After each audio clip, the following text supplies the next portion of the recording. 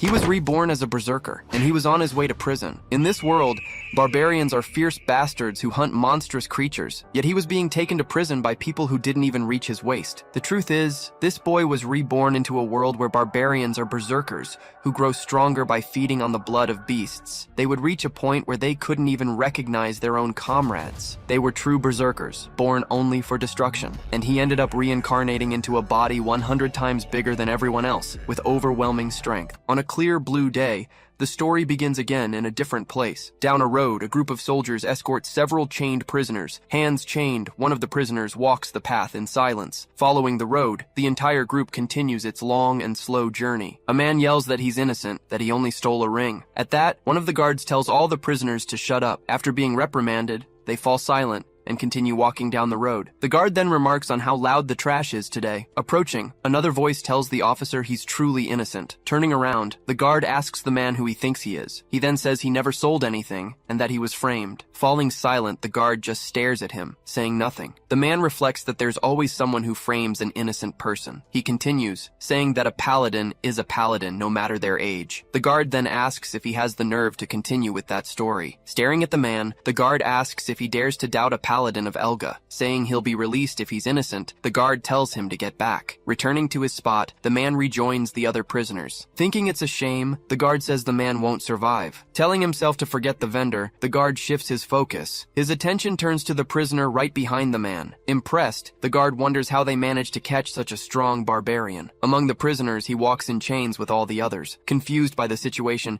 he wonders what the hell happened to him. Analyzing his body, he realizes his former power has completely vanished. He notices that the madness and guilt that consumed him are also gone. He understands that he has somehow restarted the game. Even with all this, he says he still can't grasp the situation. He thinks that the game never started this way, as an old man calls out to him. In the old man's hand, he sees what looks like a root. Offering the root, the old man tells him to chew it to make the journey pass quickly. He just stares at the old man in silence, showing no reaction. The old man explains that he was once helped by barbarians, and this reminds him of them. Taking the root, he holds it firmly in his chained hands. The old man then asks how he was captured, but he doesn't know what to say. Hearing the answer, the elderly man just says he understands. He comments that the paladins are too hostile to those who don't follow their faith. Asking about the empire, he questions if there is an empire on this continent. He then realizes he's fallen into a parallel world with a different setup. He asks where they are going, and the old man replies that it's to the capital. There, the old man says, he will face a heresy trial. With a terrifying calm, he says it's a relief not to die immediately. The old man then screams,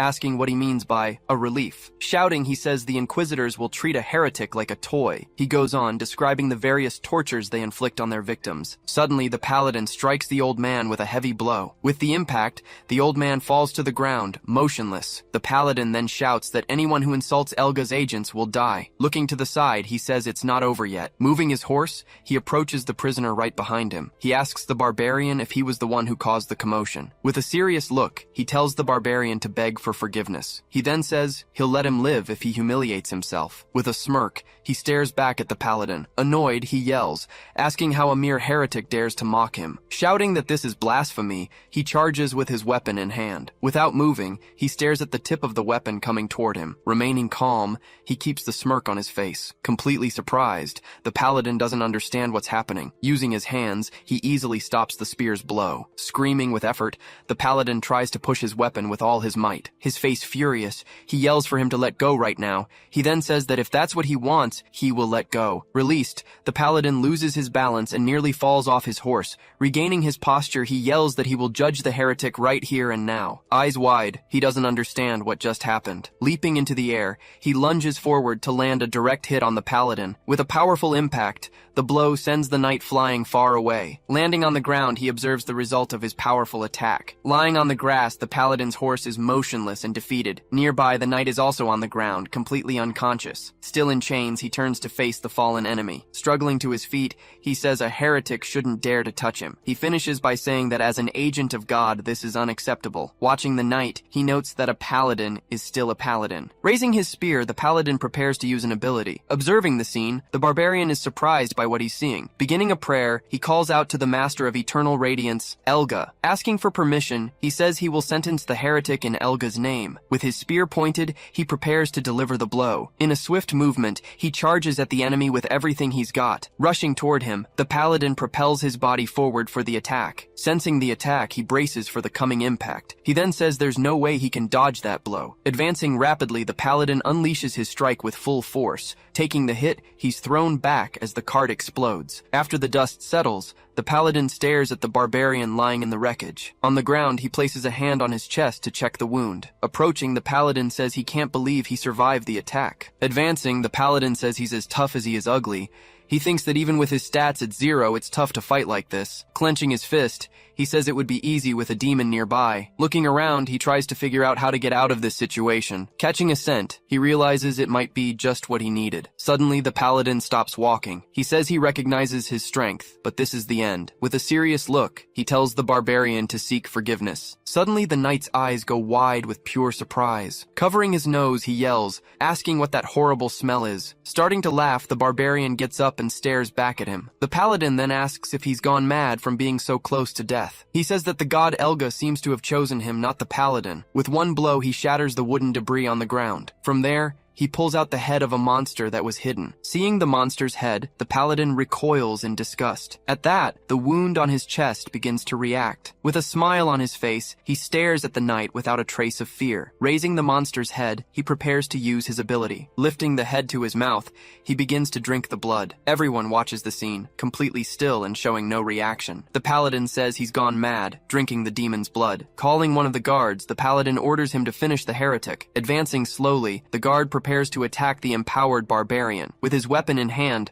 the guard hesitates before striking the enemy. The paladin then screams at the guard, ordering him to kill him. With a swift blow, his hand strikes the guard's face. Grabbing the guard's face, he holds it with immense force. Holding the soldier, he lifts him off the ground with just one hand. The guard begs for his life, pleading to be spared. Ignoring the plea, he squeezes the guard's face even harder. From a distance, the paladin watches the scene unfold, powerless to do anything. With a final blow, he crushes the guard's face with his hand. He thinks that with this power, he can now escape this procession. Screaming, he says this power is more than enough for everyone. Unleashing his energy, he screams with all the strength he has. Terrified, the other guards back away, afraid of what they're witnessing. Unable to speak, one of the guards trembles in fear at the sight. Screaming loudly, he yells that the prisoner is actually a monster. Afraid, the other guards end up dropping their weapons on the ground. Desperate, everyone there starts running to get away from him. The paladin yells for them not to retreat and to subdue the prisoner. Threatening them all, he says that anyone who flees will be severely punished. He thinks that if he takes a few more hits, he will die. Throwing the monster's head, he hits the paladin squarely. From the impact, the knight falls to his knees,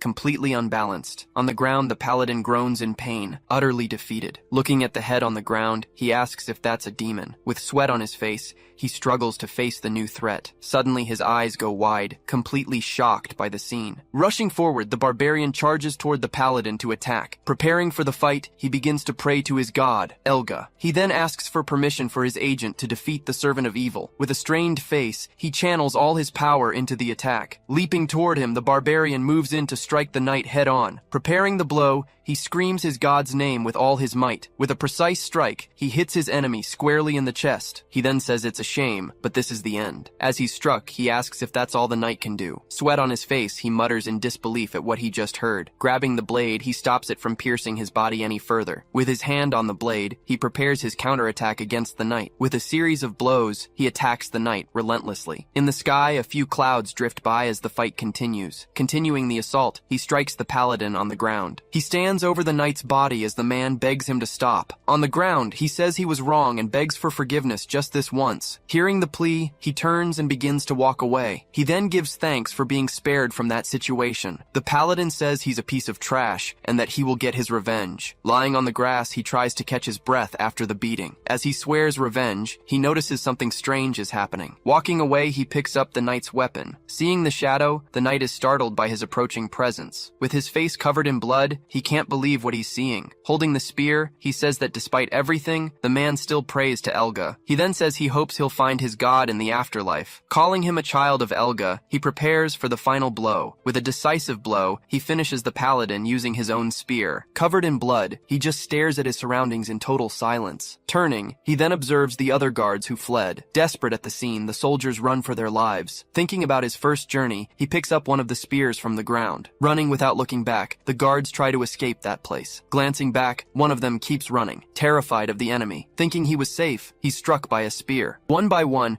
the other guards are hit by fatal blows as well. He then thinks that you should never leave any loose ends behind. Hiding in the bushes, one last guard watches the scene from afar. Trembling with fear, he covers his own mouth to keep from making a sound. Turning back, he realizes there's still one last enemy. With a swift movement, he throws the spear toward the bush. Cutting through the air, the spear flies true toward the hidden target. Taking a direct hit, the last guard is defeated with a fatal blow to the head. With his back to the others, he turns to speak to the prisoners. One of them says the way he defeated the paladin was impressive. As he continues to speak, he's interrupted by a sudden, fatal blow. From the impact of the blow, the prisoner's head explodes instantly. Startled, the other prisoners are covered in blood, frozen in shock. He then thinks that this was a lesson from his first journey. Trying to escape, the other prisoners start running away. He thinks that you should never leave any loose ends behind. In a panic, they desperately try to run for their lives. A desperate prisoner screams, asking why he's doing this. He then begs him to stop, but the barbarian doesn't listen. With a final blow, he strikes him down without any mercy. After the attack, he turns and faces the fallen bodies. Amidst the corpses, he stands as the sole survivor. He thinks that he can't leave them alive, as they could turn him in. Spear in hand, he says he can't take that risk. Terrified, the last prisoner begins to weep desperately for his life. Crouched on the ground, he despairs at his situation. Seeing the approaching spear, he screams in fear of what's to come. Looking at the prisoner, he says that this is the last one. Preparing the blow, he raises his weapon to strike the man on the ground. Screaming that it's unfair, the man grabs the weapon with his hands. Staring at the prisoner, he readies himself to deliver the final blow. He then pleads for mercy, begging to be spared. With a serious look, he asks for a single reason to spare the man. Desperate, the prisoner says he has a wife and son and was framed. He says the man seems innocent, but that's not a good reason to live. Suddenly shouting, the man offers his services as an experienced guide. With the weapon aimed at him, he asks if the barbarian doesn't need a guide. Confused by the offer, he asks what a guide is exactly. The man then says he's a merchant who knows all the local geography. He asks since when the kingdom of Luquonia became a great empire. Understanding nothing, the prisoner is completely confused by the question. He then thinks the barbarian must have come from very far away. Pressing for an answer,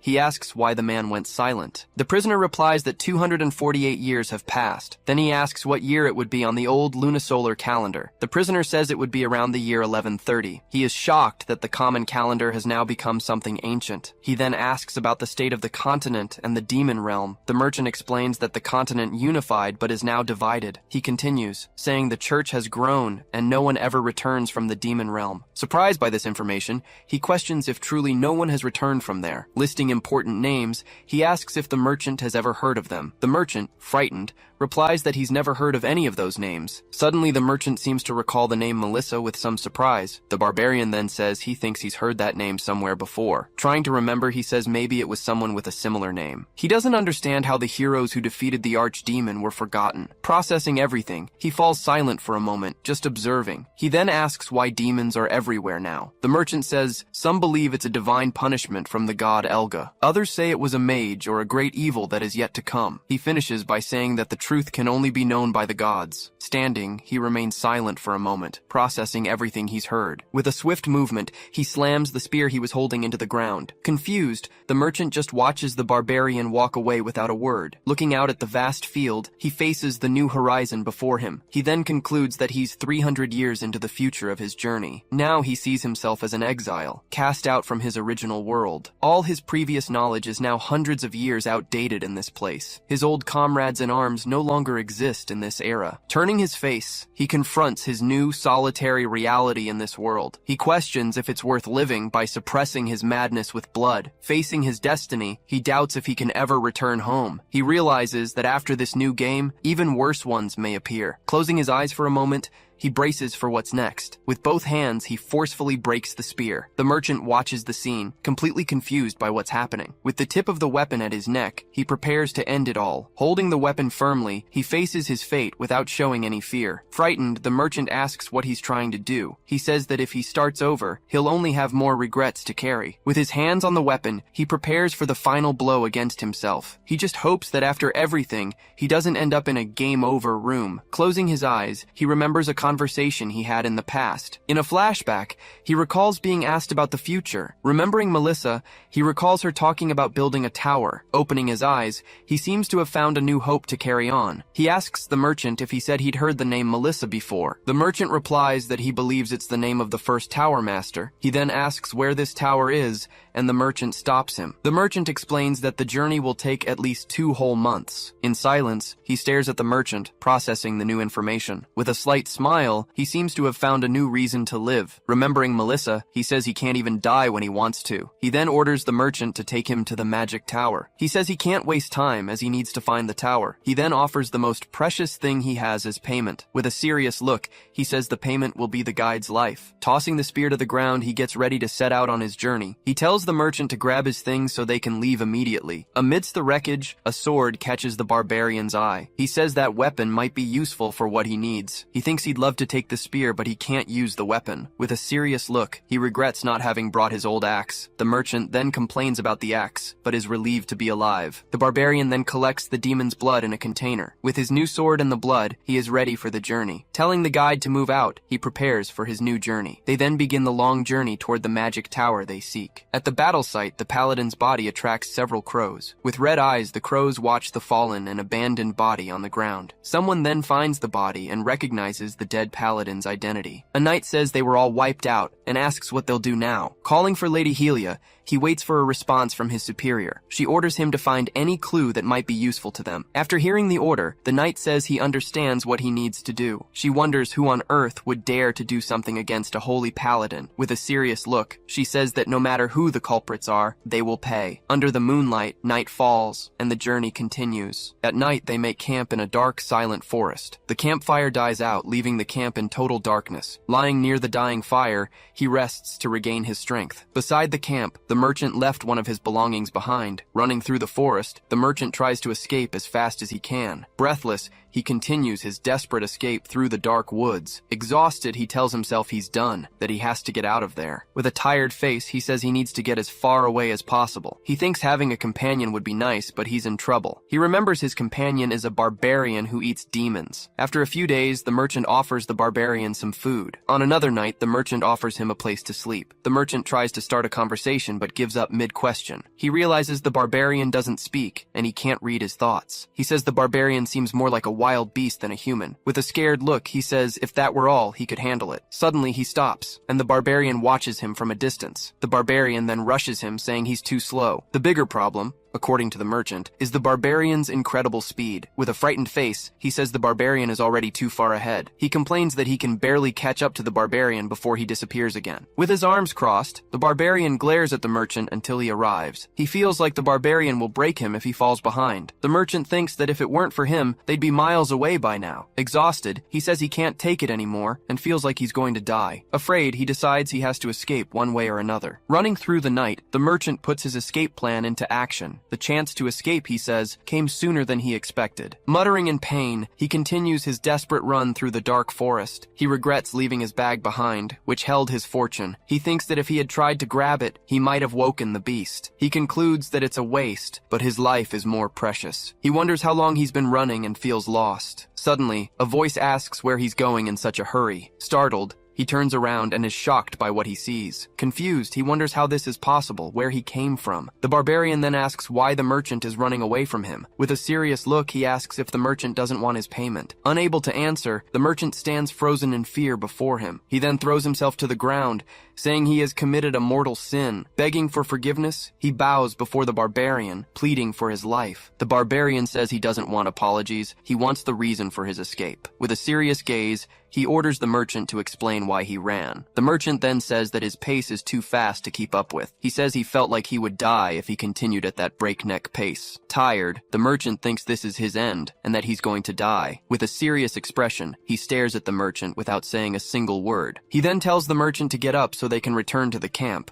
With a serious face, he informs him that from now on, he will walk slower. Walking ahead, he leads the way back to the camp. Confused, the merchant just watches the barbarian, not understanding what happened. Back at the camp, a new fire is lit to warm the night. The merchant sleeps exhausted, while the barbarian watches him by the fire. In his sleep, the merchant pleads for his life, thinking he's in danger. Sitting by the fire, he watches the merchant sleep in silence. He thinks his fast pace is a habit from his first journey. He remembers that on his journey, he lived with madness. With a sigh, he calms down, realizing he's in a safe place. He concludes that unlike before, he is no longer in constant danger. He says he now has a good reason to walk slower. The merchant suggests they avoid the border and take a detour. Surprised by the suggestion, he stares at the merchant for a brief moment. He then agrees to the plan and tells him they should do it. He thinks that without the merchant, he wouldn't be able to find the right path. The merchant says a barbarian wouldn't be safe in Imperial territory. He thinks it was hard to find demons because of the paladins. Looking at the vial, he says the blood will soon become useless. Through the night, they continue their journey through a dark, silent forest. Suddenly, the merchant stops and watches something intently. Behind the trees, he spots a small farming village. The merchant then suggests they ask for food and a place to stay. With a serious gaze, he observes the village with great suspicion. The merchant notices that no lights are on, which is very strange. He also notes that the village gate is open and unguarded.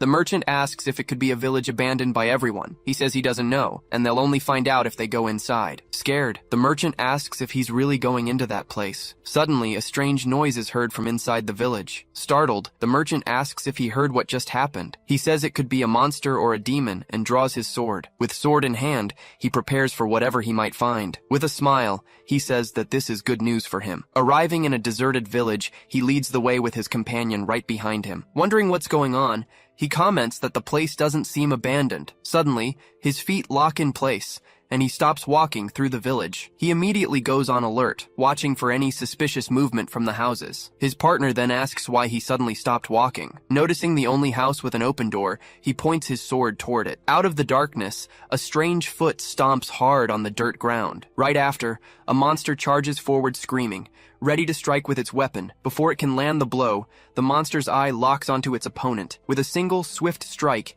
he hits the monster's neck without hesitation. After the blow, the monster's head is thrown back by the impact. His companion yells out as the monster's body falls. Then, a group of monsters appears, all armed and ready to attack. His partner says that goblins aren't usually aggressive and that something must have happened. With a smirk, he says it looks like they've come to the right place. Screaming loudly, one of the monsters leaps at him with a club. He counters with a quick, precise strike. Stunned, the other monsters watch the speed of his attack. Preparing for the group, he readies his sword. Another monster charges forward, screaming, trying to land a blow with its sharp weapon. But he parries the monster's blow, creating a loud clash of blades. With his sword, he continues to block the overhead attack. Seizing the opportunity, another monster screams and runs toward him. Even while engaged, he turns his head toward the new approaching threat. He lands a fatal blow to the chest of the monster right in front of him. In disbelief, the monster looks down at the sword piercing its body and groans. The monster then screams in pain as it takes the damage from the blow. Seeing all the monsters down, his partner asks if they've defeated them all. Asking if it's finally over, his partner hears him say that they don't know yet. He then pulls his companion back, who shouts out in confusion. From inside the house, a monster's hand grabs the edge of the door. Then a huge monster appears in the doorway, holding someone hostage. Realizing the situation, his partner yells that it's a little girl. The monster then screams and charges toward them, holding the hostage. Flying through the air, a sword is thrown at the creature. The weapon travels quickly, aimed right at the kidnapper monster's head. With a perfect shot, the weapon hits the target dead center. Hit, the monster falls backward and drops the girl on the ground. His partner complains, saying he could have hit the little girl. Holding the girl, he says confidently that would never happen. He then places the girl on the ground, setting her down safely. Carefully, he begins to untie the ropes that bound the little girl. Falling to the ground, the loose ropes show she is finally free. Looking at her, he says he needs to ask some important questions. Terrified by the situation, the girl just cries, unable to answer. His partner then tries to calm her down, saying they aren't bad people. Offering her a piece of candy, he tells her to just put it in her mouth. Tasting the candy, the girl starts to calm down and stops crying. He remarks that his partner is surprisingly good with kids like her. In response, he explains that he has a son at home around her age. In silence, he continues to watch the conversation between the two from a distance. Holding the candy, the girl quietly starts calling for her mother. Her partner then promises they will help find her mother, but she replies that she was abandoned there by her father and mother. Hearing this, he reacts with a look of surprise and seriousness. Shocked, his partner asks if it was her parents who tied her up like that. Understanding the situation, he realizes what was really happening in that place. Suddenly, a woman screams the girl's name, calling for her daughter. Running ahead of a group, the woman is followed by several villagers. She then hugs the little girl, asking if she's okay after the scare. Crying, the mother thanks them for saving her daughter's life. Seeing the dead monsters, the villagers ask what happened there. One of them then approaches and asks if he was the one who did this. Pulling his sword from a monster's body, he answers no. While holding the weapon, he says it was actually his blade. He then asks why they tried to offer the child as a sacrifice. Finishing his thought, he says they did it for a demon. Explaining the story, a villager says the forest was full of monsters. Sitting at a table, he hears that the remaining monsters started to attack. Being very fierce, the monsters caused many deaths among the villagers, but when they gathered to fight back, they found an army of monsters. Recalling the creature, the villager says they saw the one that was leading them. With no strength left to fight, he says they surrendered in despair. The monster then announced it would visit the village the following week. Demanding a sacrifice, it ordered each house to give up its most useless child. Outraged, his partner asks if other children have already been taken by them. Arguing back, the villager asks who they should have given up instead. Filled with anger, the villager then clenches his fist tightly. Slamming his hand on the table, he stops the fight that just started. He then asks how many horns that thing had on its head. Not understanding the question, the villager answers that the creature had none. After hearing the answer, he falls silent for a moment. Grabbing his sword, he says it's all right and asks them to guide him. Confused by the request, the villager asks where they would take him. With a steady gaze, he asks where the villager thinks they're going, then declares their destination is the demon's lair. With a lit torch, the group prepares for the night's journey. Guided by the firelight, they walk together through the dark forest. Along the way, the villager warns that the village can't afford to pay. He replies that he's doing this for his own reasons and doesn't want a reward. Very grateful, the villager bows and thanks him for the great help. Saying he needs another weapon, he borrows an axe. Stopping in front of a cave, the villager says they've arrived. The group of men then walks toward the dark cave entrance. Observing the area, he falls silent before entering the lair. Saying they're heading back, the villager claims the village could be attacked. Outraged, his partner asks if they only came to guide the way. He then says he needs a helper to hold the torch during the fight. Not understanding the situation, his companion says he didn't expect this. Entering the dark cave, he leads the way with his partner right behind. His companion asks why he didn't criticize the villagers for their cowardice. He then asks if his partner has ever faced a live demon. Shaking his head, his partner says he's only seen demon corpses at the black market. Explaining the situation, he says humans are never the same after the fight. Normal people can't overcome the fear and despair of the confrontation. Even so, his partner says that not even animals sacrifice their own young. He says it was a choice to survive, so he can't condemn them. His partner reflects that for the children, the whole world has abandoned them. Questioning the meaning of it all, he wonders how to live after abandoning humanity. Seeing him keep walking, his partner calls out for him to wait. Remembering his past, he questions if he can ever have a life again. Asking if he said something wrong, he wants to know if the children are alive. Closing his eyes, he thinks for a moment before answering. Explaining his logic, he says a cruel demon would keep them alive. His partner doesn't understand the reasoning as he grips the axe tightly. He then raises the axe, causing his panicked partner to scream. With a swift motion, he hurls the axe into the darkness of the cave. Startled by the throw, his partner screams and shuts his eyes tight. Spinning through the air, the axe flies at high speed into the depths. The weapon hits a target dead on, making a thud. Holding out a hand, he signals for his partner to wait behind him. Immediately after, a monster's body falls from the ceiling to the floor. With the axe in its head, the monster groans and his partner screams in surprise. In the darkness, several other monsters watch the scene with attentive eyes. Screaming in fury, the group of monsters charges forward to attack. With his partner scared, he just tells him to hold the torch steady for the fight. Stepping firmly, he advances toward the large group of monsters. Surprised, the monster screams as it sees the sword rapidly approaching. Landing a direct hit, he stops the monster's scream aim with his sword. With a quick move, he grabs another monster's arm in mid-air. Meanwhile,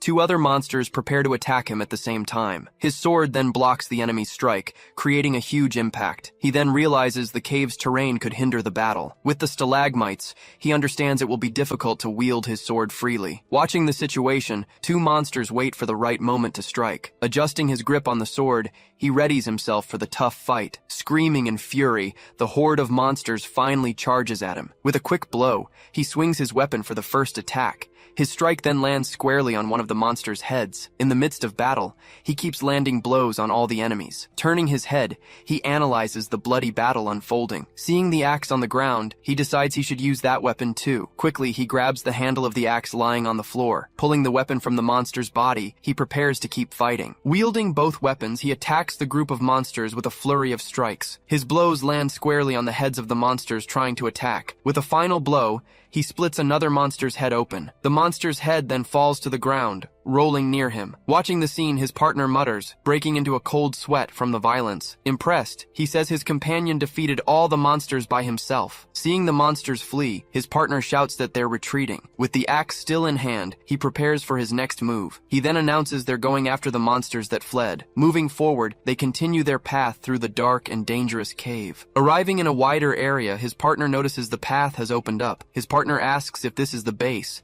Noticing the carved walls, sensing a different smell in the air, he sniffs to identify the threat. Warning that a demon is near, he tells his partner to stay back. He then tells his partner not to run, so he won't get caught by the monsters. Suddenly, his eyes widen, realizing the danger right in front of him. With a swift strike, the creature attacks by surprise, rushing past him. With his two weapons, he tries to defend against the attack. The demon says it has never seen him before, and that he's not a villager. Finding it all very interesting, the creature gives a strange smile. Analyzing the situation, he notes the enemy is different from what he'd heard. Observing the horn on the demon's forehead, he understands that it's growing. He then grumbles, knowing this goblin is going to be strong. Facing the demon, he braces for the tough fight ahead. He then realizes the horns mean it's evolved into a mid-rank demon. The demon then says it loves that expression on its opponent's face. Rushing forward, the creature lunges at him with a decisive strike. Turning his head, he manages to react just in time to defend himself. He then blocks the demon's blow, causing a massive shockwave between them. The creature says it likes humans because they're weak and follow orders. Realizing its speed, he admits he only blocked it out of pure combat instinct. He confirms its strength and agility are not those of a weak demon. The demon says he killed many goblins and must now beg for forgiveness. He knows that not even elite soldiers are guaranteed to defeat a mid-rank demon. Saying it'll give him a chance, the creature slowly approaches him. The demon orders him to stop using one of his arms immediately. It commands him to use the axe to cut off his arm and then eat it all. Sensing the danger,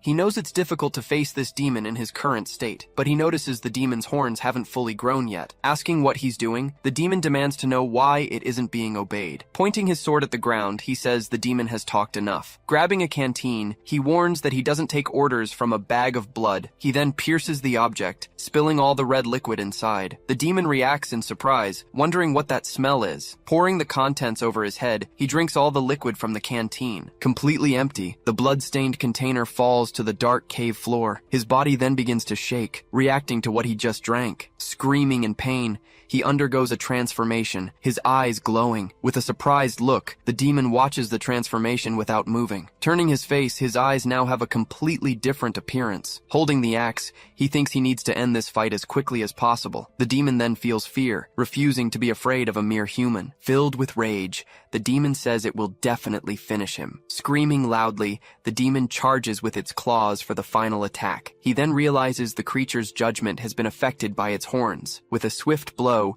the demon swings its claws to hit him. Able to see its movements, he prepares to dodge the next blow. He then parries the blow with his axe, creating a powerful impact. Screaming in surprise, the demon recoils for a moment from the block. Looking at his axe, he notices the weapon is now cracked. At this rate, he knows the blade will break at any moment. He then pulls his sword from the ground, ready to fight even with his bare hands. Baring its claws, the demon growls, preparing for the next attack. The creature then screams that it will never forgive that human. With a quick step, he charges toward the demon without hesitation. Then Kadim spins his body, preparing a powerful strike with his sword. As it starts its attack, the creature takes a heavy blow right to the face. The impact drags its feet backward, kicking up dust from the ground. Holding the axe, the monster questions what kind of strength that is. Seeing an opening, Kadim attacks, shattering the ground with his movement. The creature wonders how a mere human has so much destructive power. As the monster screams, he charges at his opponent. The creature then prepares a direct attack with its sharp claws. Without even flinching, he takes the blow, which hits him hard. After the attack,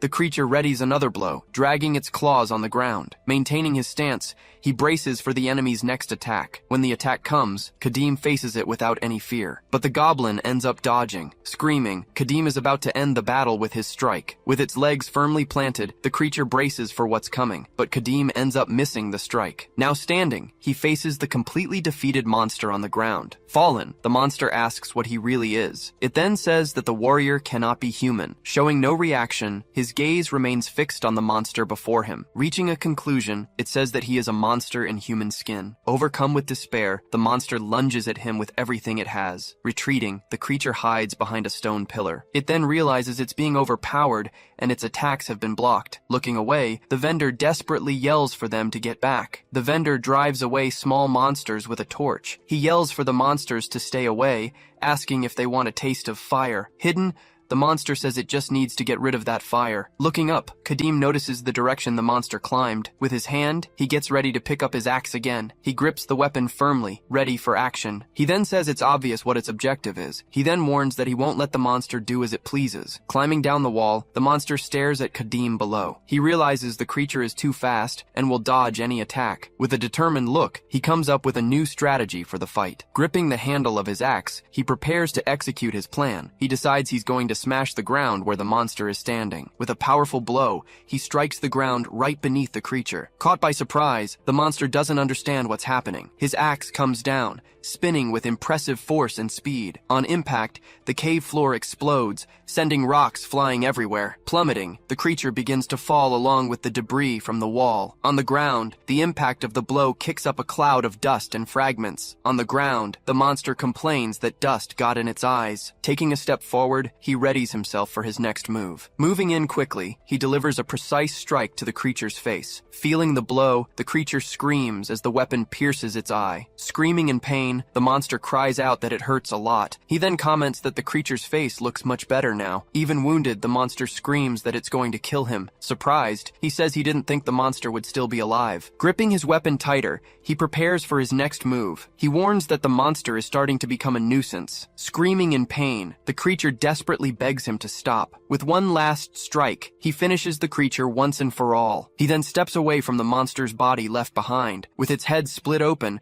the creature still lets out one final snarl. A final, devastating blow lands squarely on the monster's head. With his back turned, he mentions that the buff is still active. Relieved, he says it's a good thing the buff didn't run out sooner. Hearing the word king, he looks to the side in surprise. Trembling with fear, the goblins cower at the sight of their fallen leader. He notices the goblin's ferocity has diminished after the demon's death. Wielding his sword, he prepares to continue the slaughter of the monsters. With a single strike, he lunges forward and defeats the first goblin in his path. He says he's going to finish them all before finally leaving this place. The goblin screams in terror as it sees its companion's head on the ground. Without wasting a moment, he charges at the last screaming goblin. His strike hits the monster squarely, catching it by surprise. He then notices that one of the goblins is fleeing with its back to him. His gaze shifts, focusing on the last remaining opponent. Cornered, the small goblin faces him, holding its torch in fear. He says the goblin with the torch is the last one. Just as he's about to strike, he hears someone desperately calling his name, but the vendor shouts desperately, calling for his lord. His eyes widen in surprise as he hears a familiar voice calling him. He stops his swing, his weapon just inches from the terrified vendor's face. Breaking into a cold sweat, the vendor remains paralyzed with fear in this unexpected situation. Seeing the attack stop, the vendor is in shock, not understanding anything. His intense gaze then softens as he finally recognizes the person in front of him. Worried, the vendor asks if he's alright, noticing something on his face. He then explains that the children are deeper inside and need to be saved. Nodding, the vendor says he understood the plan perfectly. He then drags the demon's body, walking toward the cave exit. Back in the village, the people celebrate upon learning the children children have returned. Crying with joy, the parents hug their children, who are finally safe. Carrying the creature on his shoulder, he receives the thanks of the entire village. A grateful old woman offers him some stew and invites him to eat. He asks her to give the food to the children who have returned hungry. Saying he needs to rest, he tells the vendor to go eat with the others. As the warrior walks away, the vendor looks back with a worried expression. In a flashback, one of the rescued children shows a look of pure panic. Looking up, the vendor seems very confused by the whole situation. With a stunned look on his face, he asks, "What the hell is going on here?" In the cave, the children repeat strange words and beg not to be left behind. He then explains that they've been brainwashed since they were captured. Continuing, he says their parents abandoned them, leaving the children traumatized. They were also told they were the most useless children in the world. This process was so powerful that not even a priest could resist it. But he corrects himself, saying it was a fact engraved in their minds. Horrified, the vendor asks why a demon would do something so terrible. In response, he says it's in their nature to feed on human despair. With nothing to say, the vendor remains silent after the explanation. Now he understands what Kadim meant about a less cruel demon. Then he asks if there's any hope if the parents truly repent. He says it's not impossible, but he doubts these parents are capable of it. Wordless, the vendor just stares at the ground, thinking about the harsh reality. Turning around, the guide begins to walk away from the village in silence. Carrying the body, he passes through the village's wooden gate. Suddenly, someone asks in surprise if he's leaving already. The vendor suggests he should rest, but he says witnesses have already appeared. He explains that killing a paladin is something they won't ignore. Remembering what happened, the vendor is shocked as the realization hits him. Saying they need to hurry, he warns that trackers might be on their way. The scene changes to two knights observing the body of a fallen paladin. With a serious expression, Helia surveys the scene of the fight. He stabs the dagger into the monster's neck to collect its blood. He then holds the monster's head, collecting the liquid in a container. With his objective complete, he says that this will be enough for an emergency. After collecting what he needed, he throws the monster's body to the ground. A villager then asks what he plans to do with the demon's body. He coldly replies that he doesn't need the body and orders them to burn it. Confused, the villager thinks about the value the demon's body could have. He then realizes he could profit greatly by selling the body, but the warrior warns of the danger of letting the smell of blood spread. With a serious look, he asks if they want another attack from crazed goblins. Not knowing how to respond, the man gets nervous at the warrior's warning. He then stammers, saying they were already planning to burn the monster's body. As he turns to leave, an old woman calls him by the title of mercenary. As a thank you, she offers him some useful items the villagers have gathered. He thanks her and says he'll make good use of all the items. Putting on the new boots, he prepares for the long journey. Tightening his belt, he adjusts his new travel gear. Saying the quality is decent, he gets ready to leave immediately. When a sharp pain hits his chest, he feels a strong pang. With his hand on his chest, he remembers the wound made by the paladin. While other wounds have healed, that one remains open even after 10 days. Thinking about it, he concludes the spear was a consecrated weapon. Back at the crime scene, the paladin's spear is still stuck in the ground. One of the knights turns and calls the woman Lady Helia. He reports they found no clues, and she calls him pathetic. She orders him to deduce the culprit's intent, since everyone was killed. Surveying the scene, she notes that nothing was stolen, and the body was butchered. Curious, the knight asks if she already has a suspect in mind. Yelling, she says she's talking about spirits and tells him to investigate. She screams that there's a reason he hasn't been promoted. He thinks she's arrogant,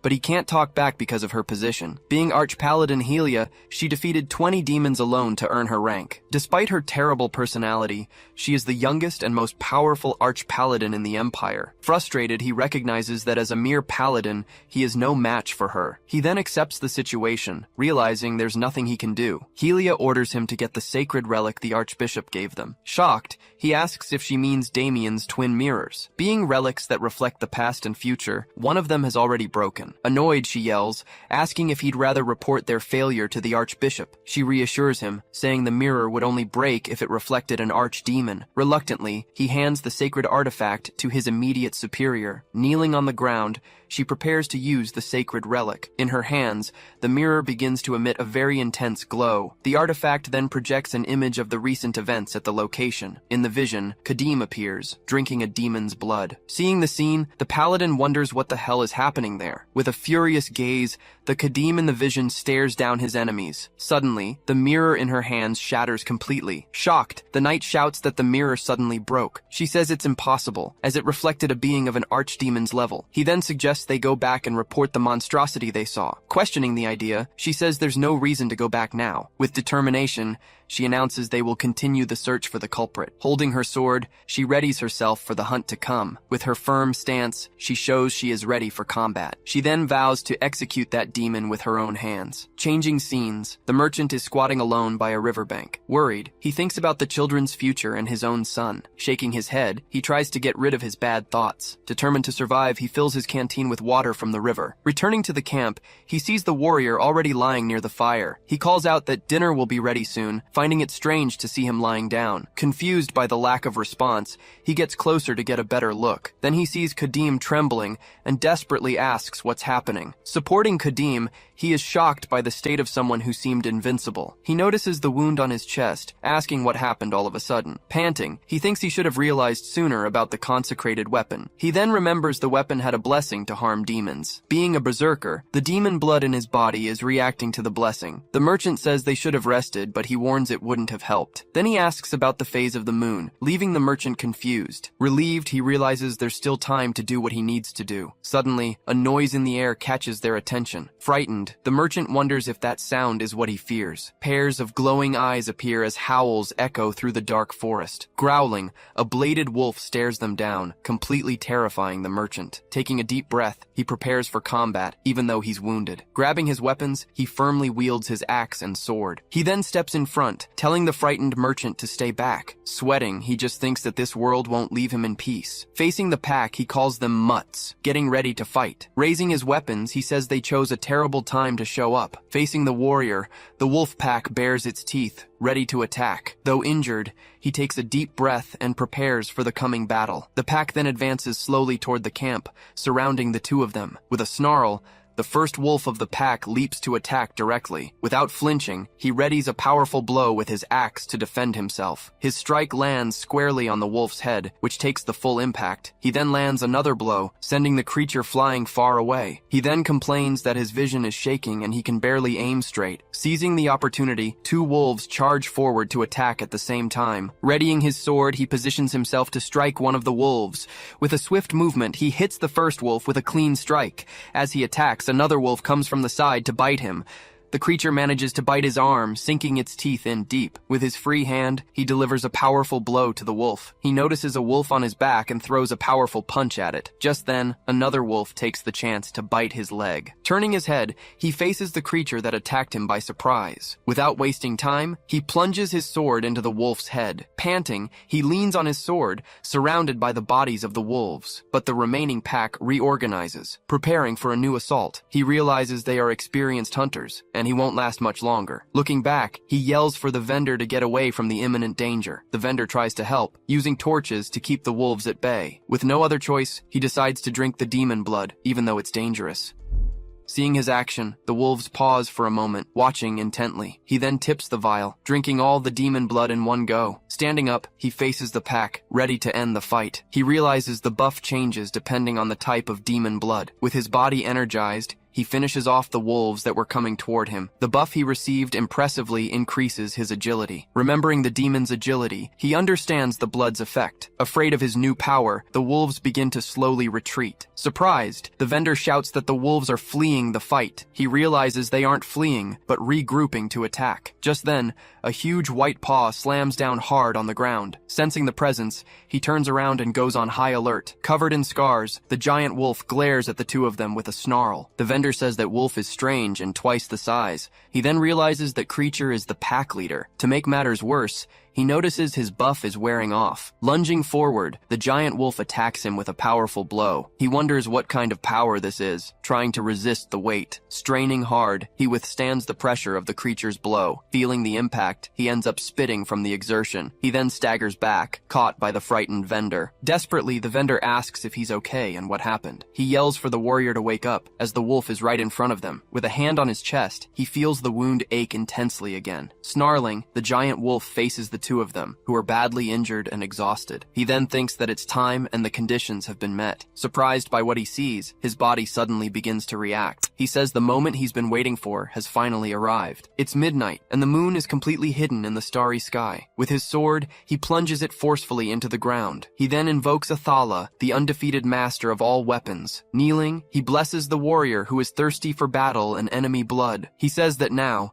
the eye that watches over the land has finally closed. A powerful energy begins to emanate from him, impressing the wolf and the vendor. Shocked, the giant wolf backs away, sensing the power of that transformation. Not understanding anything, the vendor wonders what the hell is going on. Meanwhile, the warrior's body is engulfed in intense flames. A voice then asks what name he will give his blade. He thinks it's been a long time since he felt that resonance of his will. Revealing his choice, he says the blade's name is Mosquito. Holding the sword, he completes the weapon's naming ritual. A mysterious symbol begins to form on the blade's surface. Finishing the process, the shape completes itself, revealing a unique mark on the weapon. He then reveals himself as the one who discards the name, a unique characteristic. Enraged, the giant wolf snarls and lunges at Kadim with full force. Terrified, the merchant shouts for his master, fearing the worst. Picking up his sword, he prepares for the final showdown. He then charges forward, countering the giant creature's strike with his sword. With a snarl, the wolf faces him, ready for battle. A notification appears, announcing that a special effect of the sword has been activated.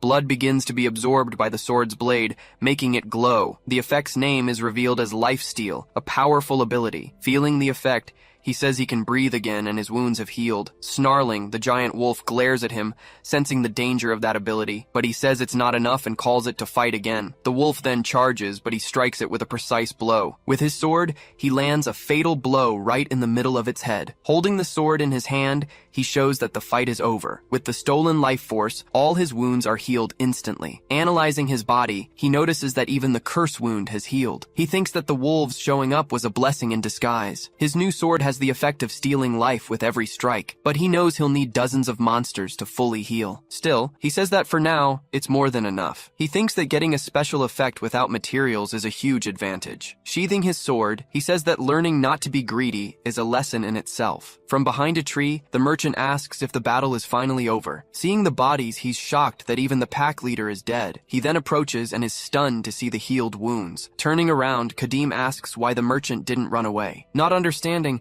the merchant is surprised by his question. He says that if the merchant had abandoned him, he would never have caught up. Confused, the merchant tries to understand what that question means. After thinking, he finally realizes the intention behind the question. With a smile, he says the wolves would have hunted him down anyway. The merchant then wonders why he didn't flee, realizing he was worried about Kadim. Asking him to keep watch, Kadim turns to get some rest, but he warns him not to try to run away because he would find him. Frightened by the threat, the merchant freezes in pure fear. Sitting by the fire, he keeps watch during the starry night. The next day, the merchant looks tired and thoughtful about the journey. He shows the map, saying it will take another 10 days to arrive. Kadim then says he'd rather not run into any more paladins, but the merchant reassures him, saying he chose a safer route. He then comments that bandits wouldn't be a problem for Kadim. Kadim suggests they stop at Morden Castle to restock. Showing the map, the merchant explains the route they will take. Kadim realizes the route will lead them to their final destination. In a flashback, it's shown that the region was a battlefield. No one trusted a giant barbarian with the potential for mass destruction. He remembers Melissa,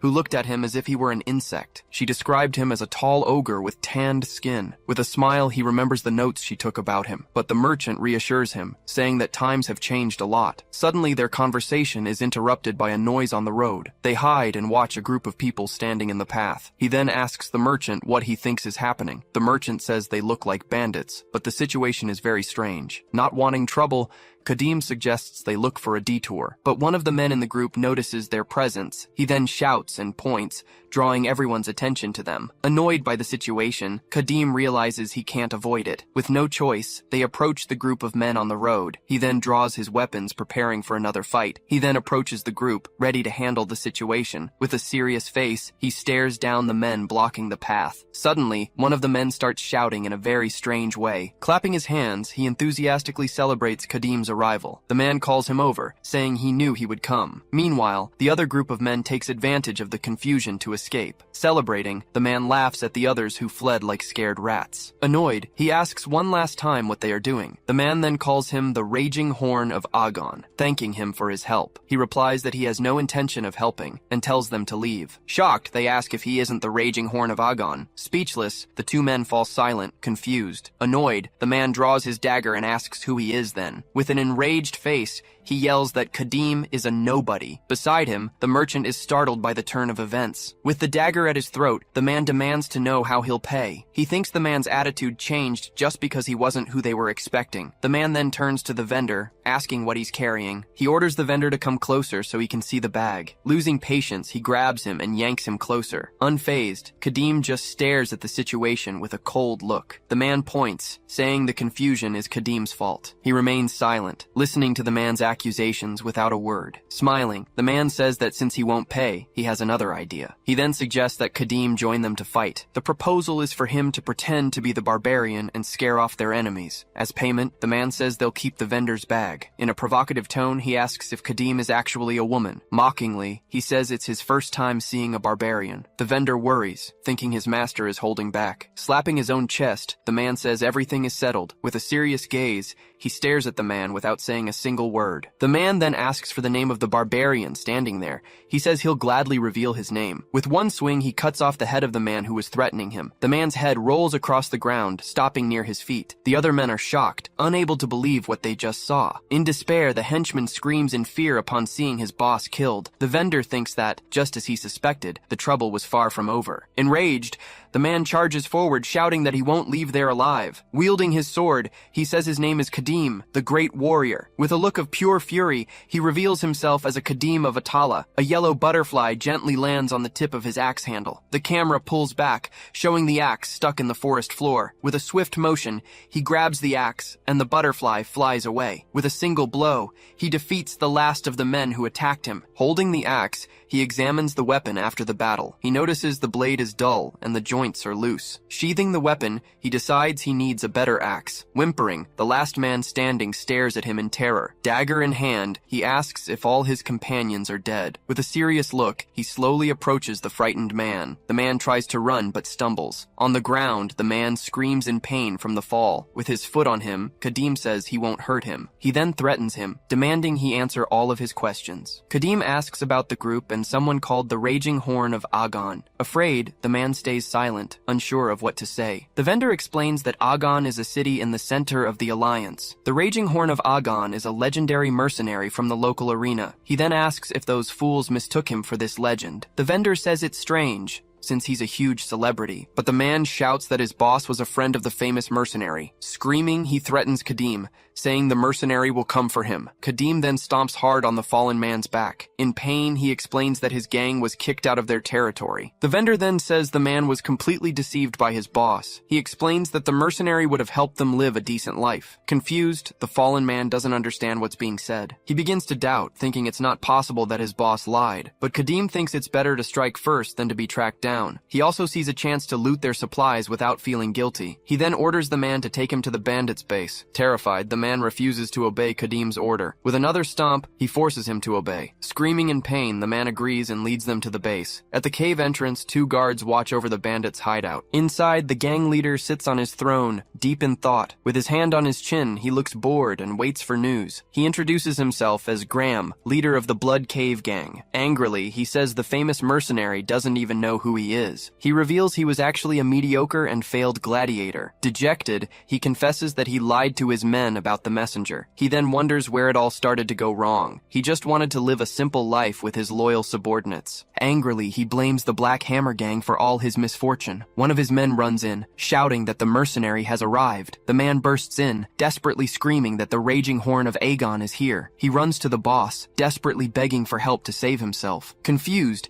he asks why his man is begging for help so desperately. Suddenly, he sees his henchman's head get struck by an axe. His face shows pure shock. He can't believe what he's seeing. He recognizes the barbarian attire and Kadim's massive physique. In disbelief, he wonders if that man is the real mercenary. Pointing his sword, Kadim asks if he is the leader of the group. Speechless, the leader stands frozen, staring at the man before him. He enters the cave and faces the man sitting on the throne. With a serious look, he prepares for the final confrontation. The chief thinks that this isn't the mercenary since he's seen him before. He remembers his man's head, knowing the others are dead. Realizing the danger, he concludes the barbarian is a great threat. Slamming a fist on the table, he stands up to face Kadim. Determined, he moves in to strike first and catch the enemy by surprise. Kadim asks if he plans to fight with his bare hands. With his eyes glowing, the chief reveals he has a special ability. Surprised, Kadim braces for the coming attack. Without hesitation, the man prostrates himself and begs for his life. He offers all his treasures, pleading not to be killed. The vendor is surprised by the gang leader's change in attitude. Begging, he asks why Kadim still has his sword raised. Desperate, he offers a tribute to spare his life. He realizes it's no use, as Kadim won't listen. Suddenly, he looks at Kadim's axe and gets an idea. Noticing the weapon's condition, he has one last card to play. He then offers a treasure map that leads to a weapon. With a sword to his neck,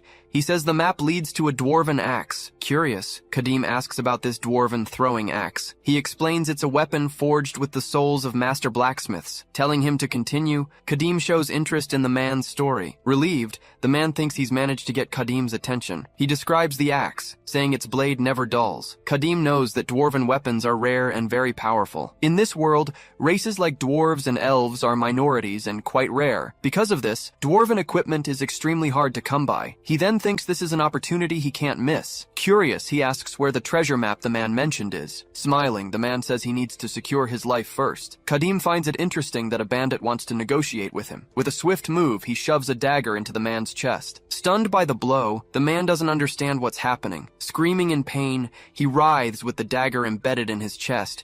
He then says he'll keep stabbing him until he talks. Trembling with fear, the man realizes he has no choice but to cooperate. Changing scenes, a man reports what he saw at the other gang's hideout. The others doubt him, saying he always spouts nonsense and they don't believe him. Annoyed, the chief slams his hammer on the ground and tells them to stop. Sitting on his throne, he listens attentively to his men's report. The leader, Kreven, questions if the mercenary really showed up to help. The men confirm the story, saying they saw it with their own eyes. With a furious glare, he asks if they think this makes any sense. Pleading, they say they saw a barbarian the size of a bear. He thinks they saw something, but he doubts it was the mercenary. He believes it's just a mercenary hired to pose as him. But just in case, he prepares for the possibility that it's true. Suddenly, a man runs in, warning that they're under attack. The chief asks how many there are, and the man says there are only 2. One of them, he says, is a barbarian who looks like the legend. The henchmen are shocked by the news, unable to believe there are only 2. With a serious face, he realizes the situation is more severe. He knows that if it's true, they won't stand a chance in a direct fight. Gripping the handle of his hammer, he orders his men to get ready. He picks up his hammer, preparing for the coming combat. With a determined look, he stands up to check the situation. He wants to be sure if that man is the real raging horn of Agon. Meanwhile, Kadim and the vendor approach the enemy base. Worried, the man asks if he really plans to enter the hideout. Kadim reminds him that he was the one who said the map was there. Afraid, he explains that the map was stolen by the other gang. He tries to convince him, saying the gang is very large and dangerous. Kadim asks how many men they have, and he answers that there are 100. He comments that it's a large number for an outlying gang. Unfazed, he says it will be tiring, but he wants to get it over with. Confused by the answer, the man doesn't understand Kadim's calmness. They then arrive at the entrance, and the enemy chief faces them. The 2 leaders face off with tension thick in the air. Surprised, the chief asks what Graham is doing there. Shouting, Graham says he's come to declare the rival gang's ruin. He then introduces Kadim as the legendary raging horn of Agon. Shocked, the gang members believe the lie he told. Smiling, he thinks he can now escape while everyone is distracted. Appearing behind him, Kadim grabs him by the head with force. He then throws the man to the ground, yelling that he's not the mercenary. With a serious look, he says there's no need to shed blood. Smiling, the gang leader says he already knew he wasn't the legend. Grabbing the hostage, he shouts that he isn't Aegon's raging horn. He then suggests there's no need for them to shed blood. Watching everything unfold, their leader deduces he's just a mercenary from Graham. Still, he wonders why the man seems so confident. At that moment, a huge warhammer slams into the ground. Preparing for the worst, one of the archers already aims his weapon. Further away, 2 men watch the whole situation unfold. Completely surrounded, he faces the enemies laughing at him. The leader then asks what item he came for, offering to help. He refuses, saying he has a map and just wants them to get out of the way. Hearing that, the leader repeats the word map, looking surprised. Right after, He holds up a scroll, asking if this is it. Desperate, the hostage yells, questioning how he got that map. He reveals he found it hidden, calling it a very valuable treasure. With a smile, he asks if that's what the mercenary was looking for. Seeing this, he goes on high alert at the enemy's attitude. Laughing, the leader simply tears the map into several pieces. Surprised, the hostage desperately asks why he's tearing it up. Ignoring the question, he puts the pieces of the map in his mouth. After chewing, he swallows the scroll, shocking the hostage. Slapping his own belly, he dares the barbarian to get the map. With a smirk on his face, he finishes the sentence saying, "If you can." Without changing his expression, he replies that he'd be glad to. He then says he'd better hurry before the map is digested. Realizing the threat, the leader yells for his men to shoot now. Ready, one of the archers puts his finger on the trigger of his weapon. An arrow is then fired at high speed toward him. Watching the attack, he stays focused on what needs to be done. Without a second thought, he shoves the hostage, yelling for him to run. Throwing the man aside, he gets rid of the extra weight to fight. Multiple arrows are fired at high speed in his direction. Using the hostage as a shield, he blocks the deadly attack. Outraged by the scene, the leader can't believe what he just did. As the man screams in pain, he continues to hold his body. Seeing his coldness,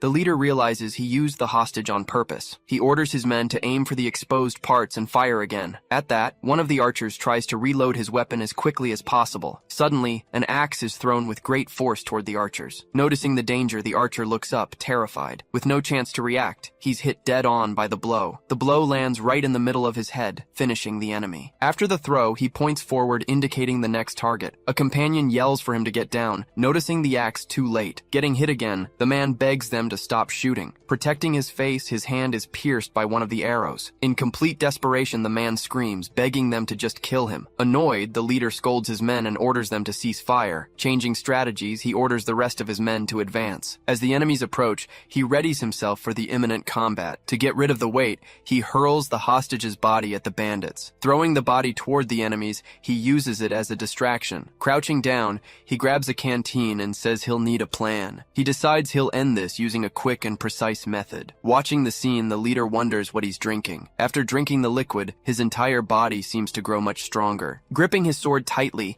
he stomps on the ground, preparing to fight. With his gaze completely focused, he faces the group of enemies. In a swift move, he rushes at them, leaving them all behind. Confused, the soldiers ask what happened, saying he vanished. Appearing among them, he lands a fatal blow on two men at once. Confused by the attack, the soldiers scream, not understanding what happened. With an effect activated, he stomps firmly on the ground, ready to attack. Moving quickly, he strikes several enemies at once. With his enhanced agility, the soldiers complain about his absurd speed. His blade moves at high speed, cutting through the air toward them. Hitting 3 more enemies, he keeps advancing without stopping for a second. Watching from a distance, the leader hears his men say he's invisible. Breaking into a cold sweat, he wonders where such unknown power came from. Coming to a conclusion, he calls him a monster, unable to believe the scene. Swallowing hard, he seems to be thinking of a new plan of attack. He then orders his archers to give him their loaded crossbows. Taking the weapon, he prepares to take the next shot himself. Aiming carefully, he waits for the right moment to shoot him. He notices the enemy pauses for an instant after each strike. His plan was to shoot when he turned his back for the next attack. Finding the perfect opening, he prepares to shoot the target. Firing the weapon, the bolt flies at high speed toward him. Turning his face back,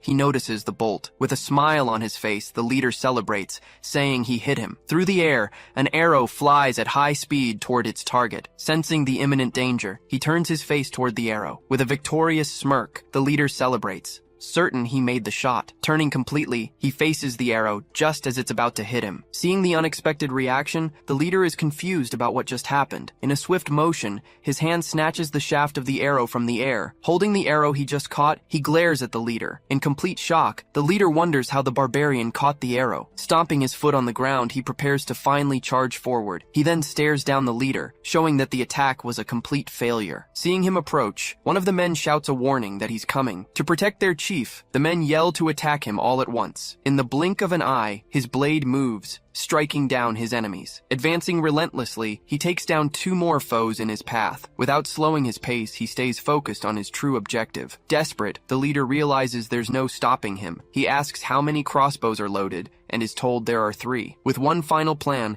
he tells his man to listen very carefully. Tossing his crossbow aside, his hand reaches for his hammer. Grabbing the heavy weapon, he readies himself for the coming fight. With a full spin, he swings the hammer with all his might. He stops his advance, planting his feet firmly on the ground. He breaks into a run again, charging like a shadow toward the leader. The leader knows that with no one in the way, his swing won't be fast enough. Seeing the approach, he tenses up, waiting for the attack. Realizing his plan has failed, he throws the crossbow he was holding to the ground. Face to face, they finally stare each other down for the final blow. Yelling at the barbarian, he unleashes a strike with all his strength. The blow smashes into the ground, but he manages to dodge it by a hair's breadth. Hit by the flying debris, he feels the sheer power of the impact on the ground. Shouting to his men, the leader orders them to fire now. At the same time, 2 archers fire their crossbows at him. Realizing their tactic, he braces for the enemy's dirty trick. The leader quickly grabs another crossbow from the ground beside him. He then prepares to fire, taking advantage of the distraction created by his men. He blocks one shot, but the leader challenges him to catch the next one. With an arrow in hand, he faces the new threat from the leader. Without hesitation,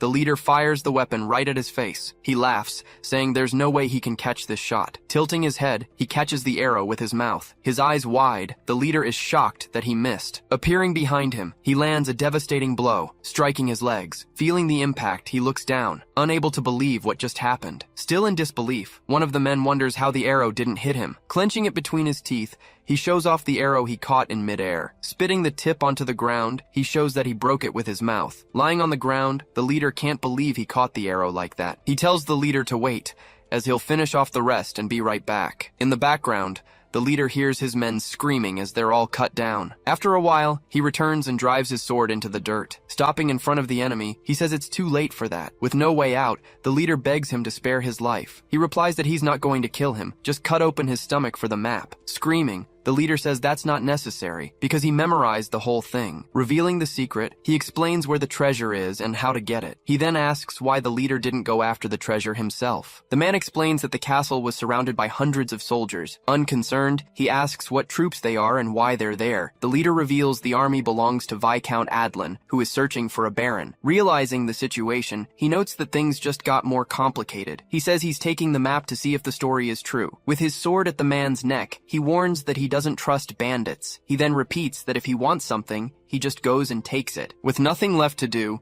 the leader can only lament his terrible fate. Back at camp, he tosses the recovered map to the merchant to piece together. The merchant asks what happened, and he replies that it came from a stomach. He explains that he took the map from inside the bandit who swallowed it. After putting it together, the merchant asks if the information matches the story. Analyzing the map, he confirms that the story about the castle seems to be real. Thoughtfully, he's intrigued by the title, Demon Baron. The scene changes. In a village, a knight is investigating a strange disturbance. A villager insists that no one has passed through the village in days. A desperate man begs the knight to believe his words. Just then, Helya appears, overhearing the villagers' conversation. She then questions him, asking if he can swear it in Elga's name. Facing the villagers, she questions the words just spoken. She then asks if they can swear before Elga that they are not lying. Hesitantly, the man confirms the story, but he seems very uncomfortable. Remembering the past, the woman recalls a warning she received from the man. He ordered them never to mention that a demon had appeared there. Continuing the threat, he promised to return and finish them all if they betrayed him. Back in the present, the woman swears she is telling the truth. The knight finds this strange, as the clues indicated the target came this way. Swearing to Elga, the man denies that any mercenary passed through here. She then reveals that she never said the target was a mercenary. At this revelation, the woman covers her mouth, unable to respond. Seeing her reaction,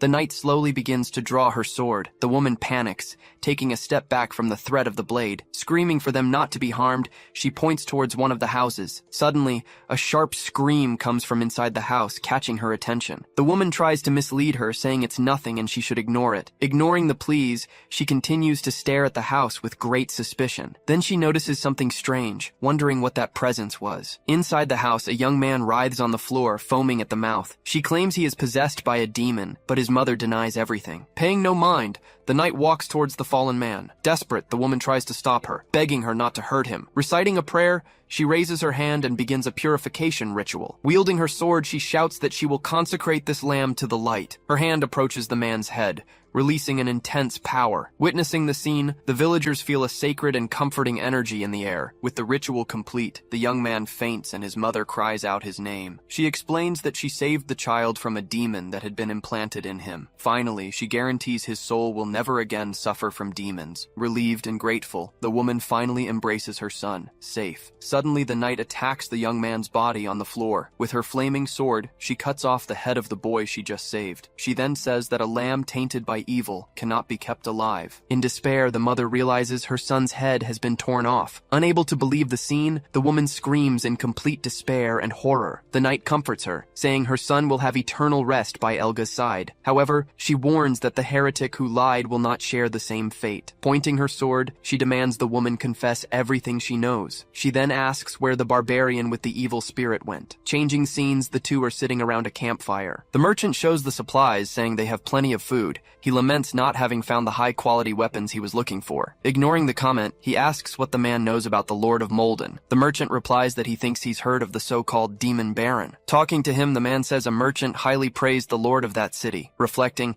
he thinks that this proves nothing, as demons often deceive with false promises. So he decides the only way to get the dwarven weapon is to check for himself. Holding a vial, he wonders if he could get past hundreds of soldiers with just this. With some hesitation, the other man asks if he can pose an important question. Turning his face, he stares at the man, waiting for him to finally speak. The man then asks about the title of Great Warrior of Atala that he used before. Without changing his expression, he simply asks why he wants to know about it. Stammering, the man explains he heard that the Raging Horn of Aegon also uses that title. With a furious look, he listens as he's told that aside from this mercenary, no one else should hold that title. Grabbing the man by the shoulder, he stares at him with great intensity after hearing the revelation. Falling to the ground, the man apologizes, saying he sinned by asking such a thing. He then reflects that being a great warrior of Atala is no ordinary title. As a sacred title, only one who can slay a great demon is worthy of receiving it. After reaching a conclusion, he realizes that there are only two possible explanations for this entire situation. Clenching his fist tightly, he considers that Atala may have chosen another great warrior. He then tells the man to stand up, saying that none of this is his fault. Taking a step forward, he turns around and finally continues on his way. He thinks that either the man is an imposter or he himself has been abandoned. With a determined look, he swears he will end his rival when he finds him. Arriving at Molden Castle, the scene reveals an imposing and well-protected fortress. Guarding the gate, two guards stood in position with their long spears. From the top of the walls, they watched a huge encampment of soldiers just below. Throughout the area, more guards patrolled attentively, ensuring the fortress's security. Hidden in the vegetation, they observed all the soldiers' movements in the camp. Seeing the size of the army,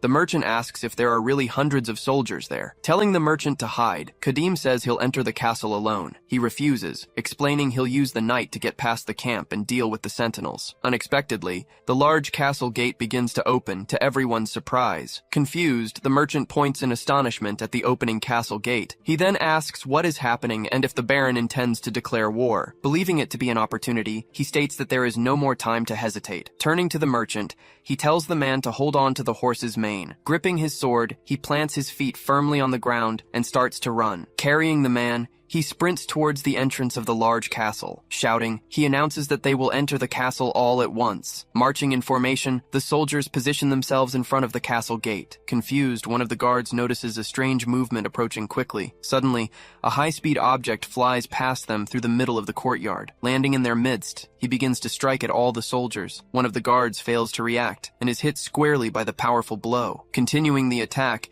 he maintains a focused expression as he advances on the others. In a single motion, he strikes several soldiers at once. The guards still standing remain motionless, showing no reaction. He finds it strange that there's no commotion, even with the death of their comrades. Ignoring the reason, he thinks about how he needs to push forward while the gate is still open. After advancing, he finally comes face to face with the last guard in his path. With a single blow, he hits the soldier, stomping on his face. Fallen on the ground, the last guard is defeated, leaving the path completely clear. Taking a deep breath, he recovers after defeating all the soldiers in his way. Looking at the bodies on the ground, he realizes the last one was the leader of the formation. Turning his head, he notices a new person standing right in front of him. With his back to him, the man asks who he is and what he's doing there. Introducing himself as Baron Molden, he again asks about his identity. Questioning the man, he asks if he is the Demon Baron and what he's doing outside. Denying the rumors, the Baron explains that the accusations are false and the situation is complicated. Grabbing the Baron, he says he'll only know the truth by seeing it with his own eyes. Desperate, the Baron yells that he can't go back, as he came there to sacrifice his life. Telling him to shut up, he says he can worry about that much later. Changing scenes, two guards remember when everything started to go wrong. Just then, the Baron appears, saying he brought some water for them. Surprised, the guard asks why he is doing it himself instead of the soldiers. Watching the camp,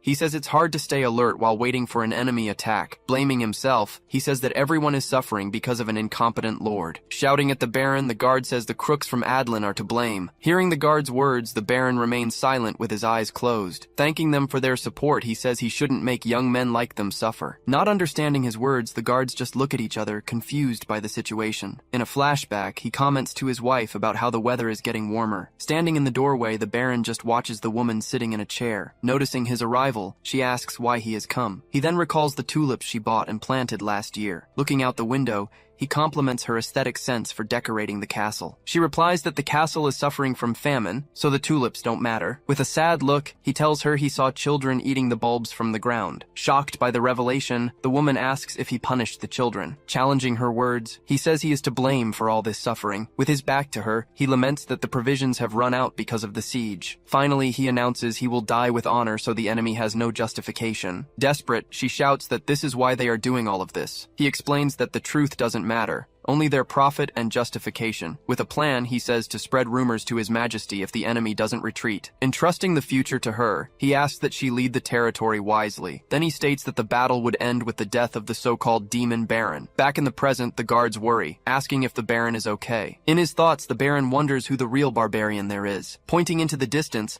one of the guards shouts in shock for everyone to look. He warns that Adlin's soldiers are finally approaching to attack. On the front lines, the soldiers look exhausted but continue to prepare for battle. Suddenly, one of the enemy soldiers screams and charges uncontrollably. Watching the scene, he stares at the soldiers and the Baron amidst all the chaos. Screaming desperately, he orders them to lock the gate immediately. The great iron gate starts to lower rapidly. Positioned at the front, the soldiers look back, terrified by the situation. Suddenly, all the guards begin to scream in complete despair. Confused, the nobleman watches a soldier, asking what's wrong. Unexpectedly, a hand appears and grabs the gate, stopping it from closing. Holding the gate, he asks one of the guards to hand him a spear. With tremendous force, he squeezes the weapon's shaft until it breaks. Then he prepares to throw what's left of the spear. His throw flies and strikes one of the guards square in the chest. The attack is so powerful it pierces through several other soldiers in line. Shocked by the scene, the nobleman asks what kind of barbarian he is. Standing at the entrance, he simply announces that the next one can come forward. In response, several spears are thrown at him at once. Taking the hits, he advances on the soldiers without stopping. Sensing the fury,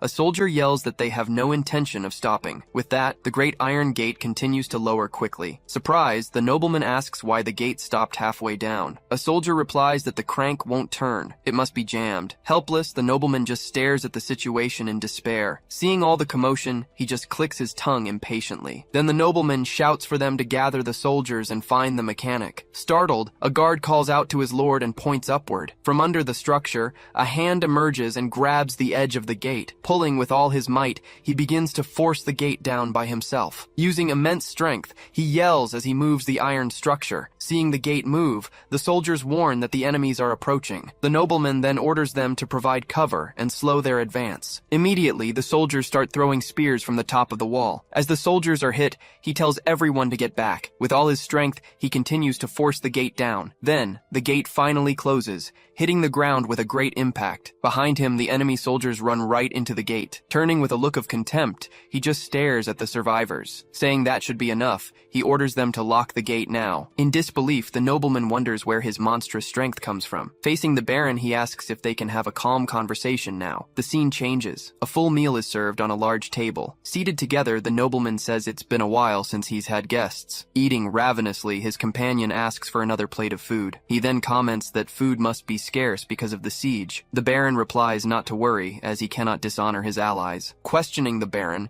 he asks if he was going to die for honor. The nobleman then confirms that, to a certain extent, the answer is yes. Wanting the full story, he asks what exactly is happening there. Agreeing to explain, the Baron says the land was originally barren. Recalling his past, he was appointed lord and decided to transform the place. For over a decade, he dedicated himself to making everything prosperous, but he reveals that one man's greed changed everything completely. He explains that Viscount Adrin began to spread malicious rumors. Adrin accused him of being a demon baron with a pact. According to the rumor, the land only prospered with demonic help, but no one believed it. Everything changed when the fourth prince fell in love with one of the Viscount's maids. With imperial support, the subjugation of the demon baron finally began. He says that 4 months have already passed, and that's why he would sacrifice himself. Finding it all strange, he questions how the enemy has held out for so long. Stuttering, the Baron suggests that perhaps the imperial family is secretly helping. He continues to stare at the Baron in silence,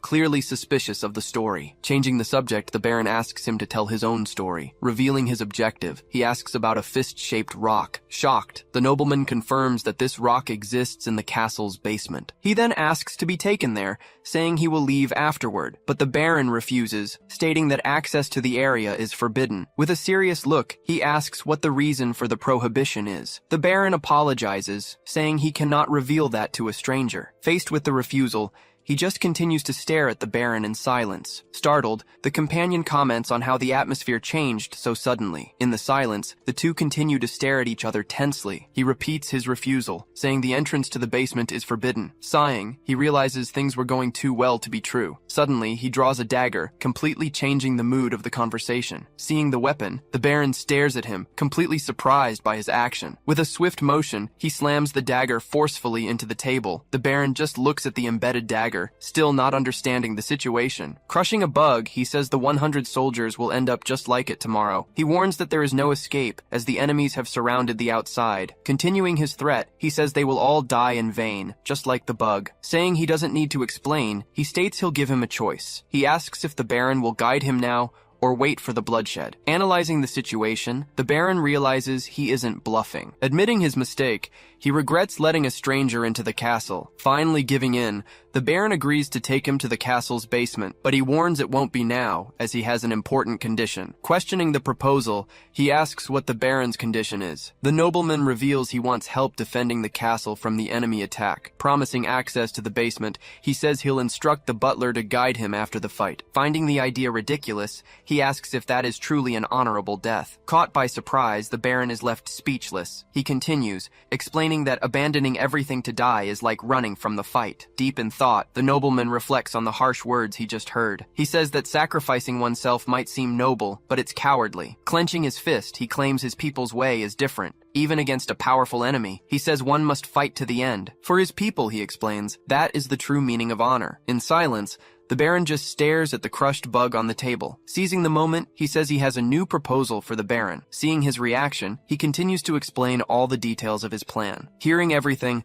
the nobleman seems to consider the new offer. Saying he'll think for a moment, he asks them to wait in their room. A servant then guides them down the hall, asking them to wait there. Arriving at the guest room, they enter and look around. Walking through the room, he tells the merchant to take the bed. After settling in, he places his sword on a piece of furniture. He then positions himself in the center of the room, simply standing and waiting. His companion watches him, stepping back a little with his large luggage. Sitting on the bed, the merchant asks if the Baron will accept the proposal. With his arms crossed, he replies that it's not a bad deal for the Baron. Still worried, the companion comments on the nobleman's sudden change in attitude. He then questions why the Baron was so inflexible about the basement. With a serious look, he simply replies that the reason is quite obvious. Not understanding, the merchant asks what he means by that. At that moment, the bedroom door creaks and begins to move. Standing in the doorway, the Baron stares at him with a very serious expression. Commenting that he returned quickly, he asks if the Baron has decided. Shaking his head, the Baron simply tells him to get ready to leave. Changing scenes, night finally arrives with a full moon in the sky. Outside, the castle entrance remains completely silent and dark. Meanwhile, 2 guards continue to patrol the top of the wall. Suddenly, one of the guards hears a noise and looks to the side. Shouting, the guard demands they identify themselves immediately or they will attack. Saying it's him, him, the Baron tells the guard named Delton to lower his voice. Surprised, the guard asks what the Baron is doing there at this hour. Telling him to calm down, the Baron reminds the guard that he is in charge here. Confused, the soldier asks for help with the ropes to tie to the pillars. Turning around, the Baron gives the order to never leave the castle. The soldiers then begin to fasten the ropes to a large stake. Holding the end of the rope, he prepares to descend the wall. He descends the wall quickly. Impressed from above, the guards comment on his agile movements. Holding the rope tightly, the Baron also prepares to descend. Telling him to be careful, one of the soldiers bids the Baron farewell. Looking at his men, the Baron begins to call each of them by name. As he continues the roll call, the soldiers listen intently. He then asks them to protect Molten, a treasure more precious than his own life. Completely shocked, the soldiers just react in silence to his words. Having already descended, he watches the Baron reach the ground shortly after. Seeing the Baron arrive, he asks if everything was settled up there. With a serious face, the Baron confirms that he managed to say goodbye to everyone. Drawing his sword, he announces it's time to kill Adren. Back to their conversation, the Baron asks what he just said. He then explains that the two of them will ambush the camp at sunset. Startled, the nobleman asks if the plan isn't just a suicide mission. He retorts, asking if that wasn't what the Baron planned from the start. Caught by surprise, the Baron just stares at him with nothing to say. He says the Baron's real goal was to die anyway. Worried, the Baron asks if Adren wouldn't retaliate against Molten in the end. Telling him not to worry, he guarantees he will end everything in the ambush. Despite the promise, the Baron continues to stare at him in complete silence. He then says that if they fail, he'll help defend Molten afterward. Hearing the condition, the Baron looks at him with a thoughtful expression. He points out that the Baron has nothing to lose with this proposal. Shifting to the enemy camp, two guards are on watch in the darkness. Suddenly, a dagger is thrown towards them at high speed. The blow strikes one of the guards right in the neck, and he falls. Seeing the blow, the other guard turns in shock. He stands still, just staring at the situation without reacting. Moving quickly, he prepares to attack the remaining guard. With a single strike, he hits the soldier's neck dead on. With no chance to defend, the guard falls, defeated by the powerful attack. As the Baron watches, he positions himself at the camp's entrance. He then comments that the guards didn't react to their partner's death. At that moment, he seems to finally understand what's happening there. Analyzing the body, he notices the soldier's gaunt face and thin body. He says the soldiers look like they've been starving for days. Looking around, he realizes the camp is too quiet. He keeps observing, connecting the dots of the strange situation. The Baron just stares at him, waiting for an explanation. With a serious look, he turns and prepares to move on. Calling to the Baron, he says it's time to enter the camp. Entering the camp, they walk silently through the darkness among the tents. Just ahead, a large group of soldiers turns towards them. Surprised, the Baron questions how the soldiers can be awake now. Looking closely, a soldier's face appears very haggard and tired. Then, another soldier slowly turns his gaze towards the two intruders. Suddenly, several soldiers begin to surround them with their swords. He tells the Baron to stay and kill as many as he can while he investigates. Confused, the Baron asks what he plans to look for in the camp. Without hesitating, he replies that he's obviously looking for Viscount Adren. He explains that the demon's curse must be strongest on the commander. Telling him to fight with all he's got, he encourages him for the coming battle. He then asks if they are the ones who ruined his treasure. He throws two daggers at once. The daggers hit two soldiers. Drawing his weapons, he prepares for the coming battle. With spinning strikes, he hits several enemies at once. Realizing the situation, he says they are just puppets with no will of their own. Meanwhile, the Baron just watches the battle without saying a word. With a precise strike, he hits one of the soldiers in the neck. The attack breaks through the enemy's defense, leaving him unable to react. With no chance to defend himself, the soldier is defeated by the blow. Seeing this, another soldier charges forward, screaming desperately to attack. With a single blow, he manages to defeat the other soldier coming at him. He notices that the deeper he goes, the stronger the soldiers become. Holding his weapon, he realizes what this means for his objective. With this in mind, he walks toward the main tent of the camp. Reaching the entrance, he opens the flap to enter the large tent. Inside, he finally finds Viscount Adren sitting on his throne. In the room, the soldiers just watch, seeming to be under some kind of control. Sitting on his throne, the Viscount watches with an imposing presence. Suddenly, the soldiers on guard begin to fall to the ground. Another soldier drops to the ground, completely drained of the strength to fight. His face transforming, the Viscount's eyes take on a sinister glow. With a menacing voice, he calls him a wild dog from the wastelands. Seeing the transformation, he just gives a slight smirk. Finding it all interesting, he comments that he's only faced a few like him before. Identifying the enemy, he realizes it's a very rare possessed variant. Asking why he's smiling, the Viscount glares down at him. He then warns him to leave the Baron and his prey alone. Comparing Comparing the place to an orchard, he says the harvest is ready. Taking a step forward, he readies himself for the coming fight. With his weapon in hand, he simply says the Viscount talks too much. Seeing the refusal, the Viscount says he seems determined to die there. Just then, a sinister energy erupts behind the Viscount on his throne. Surprised by the sight, he stares at the enemy's display of power. Telling him to say his goodbyes, the Viscount declares he will be the new master of his body. Screaming with fury, he launches his attack to try and possess him. The man just stands still, taking the full impact of the blow without flinching. With wide eyes, he feels the force of the power that struck him. The Viscount explains he will use any opening to dominate his body. But he realizes something is wrong and becomes unsure of the outcome. Unexpectedly, another image appears in his place, resisting the attack. Feeling the attack fail, the Viscount suddenly screams, completely terrified by the situation. Screaming in pain, he says that it can't be, that it makes no sense at all. Furious, he wonders why he can't possess him with his power. Apologizing for the situation, the man just gives a slight smile at the result. He then reveals that this body is already at maximum capacity. Pointing his weapon,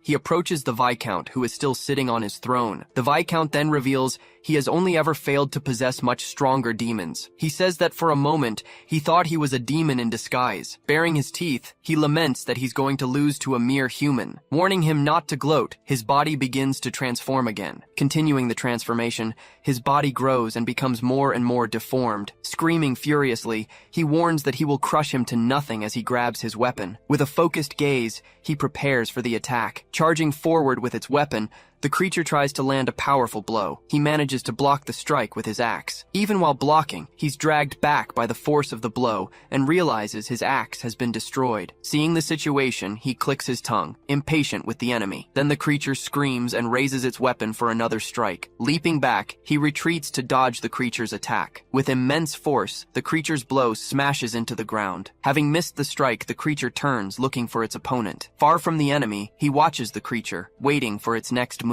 Seeing him retreat, the creature calls him a pathetic wild dog. His weapon now seems too small for such a direct confrontation. Against that weapon, a head-on fight would be impossible to win. Staring at the creature, he thinks of a new attack strategy. Looking towards the camp, he spots Molten Castle in the distance. The creature then asks if he's trying to find a place to run. Suddenly, more soldiers appear and begin to surround him from all sides. It warns that even if he defeats a few, it still has 300 more bodies to use. At that moment, a soldier rushes towards him to strike. Another soldier also charges, trying to land a hit with his weapon. He simply dodges the attacks. With the path clear, he uses his weapon for a powerful counterattack. With a precise strike, he hits the head of the soldier who attacked him. In a spinning motion, he manages to push the other soldiers away.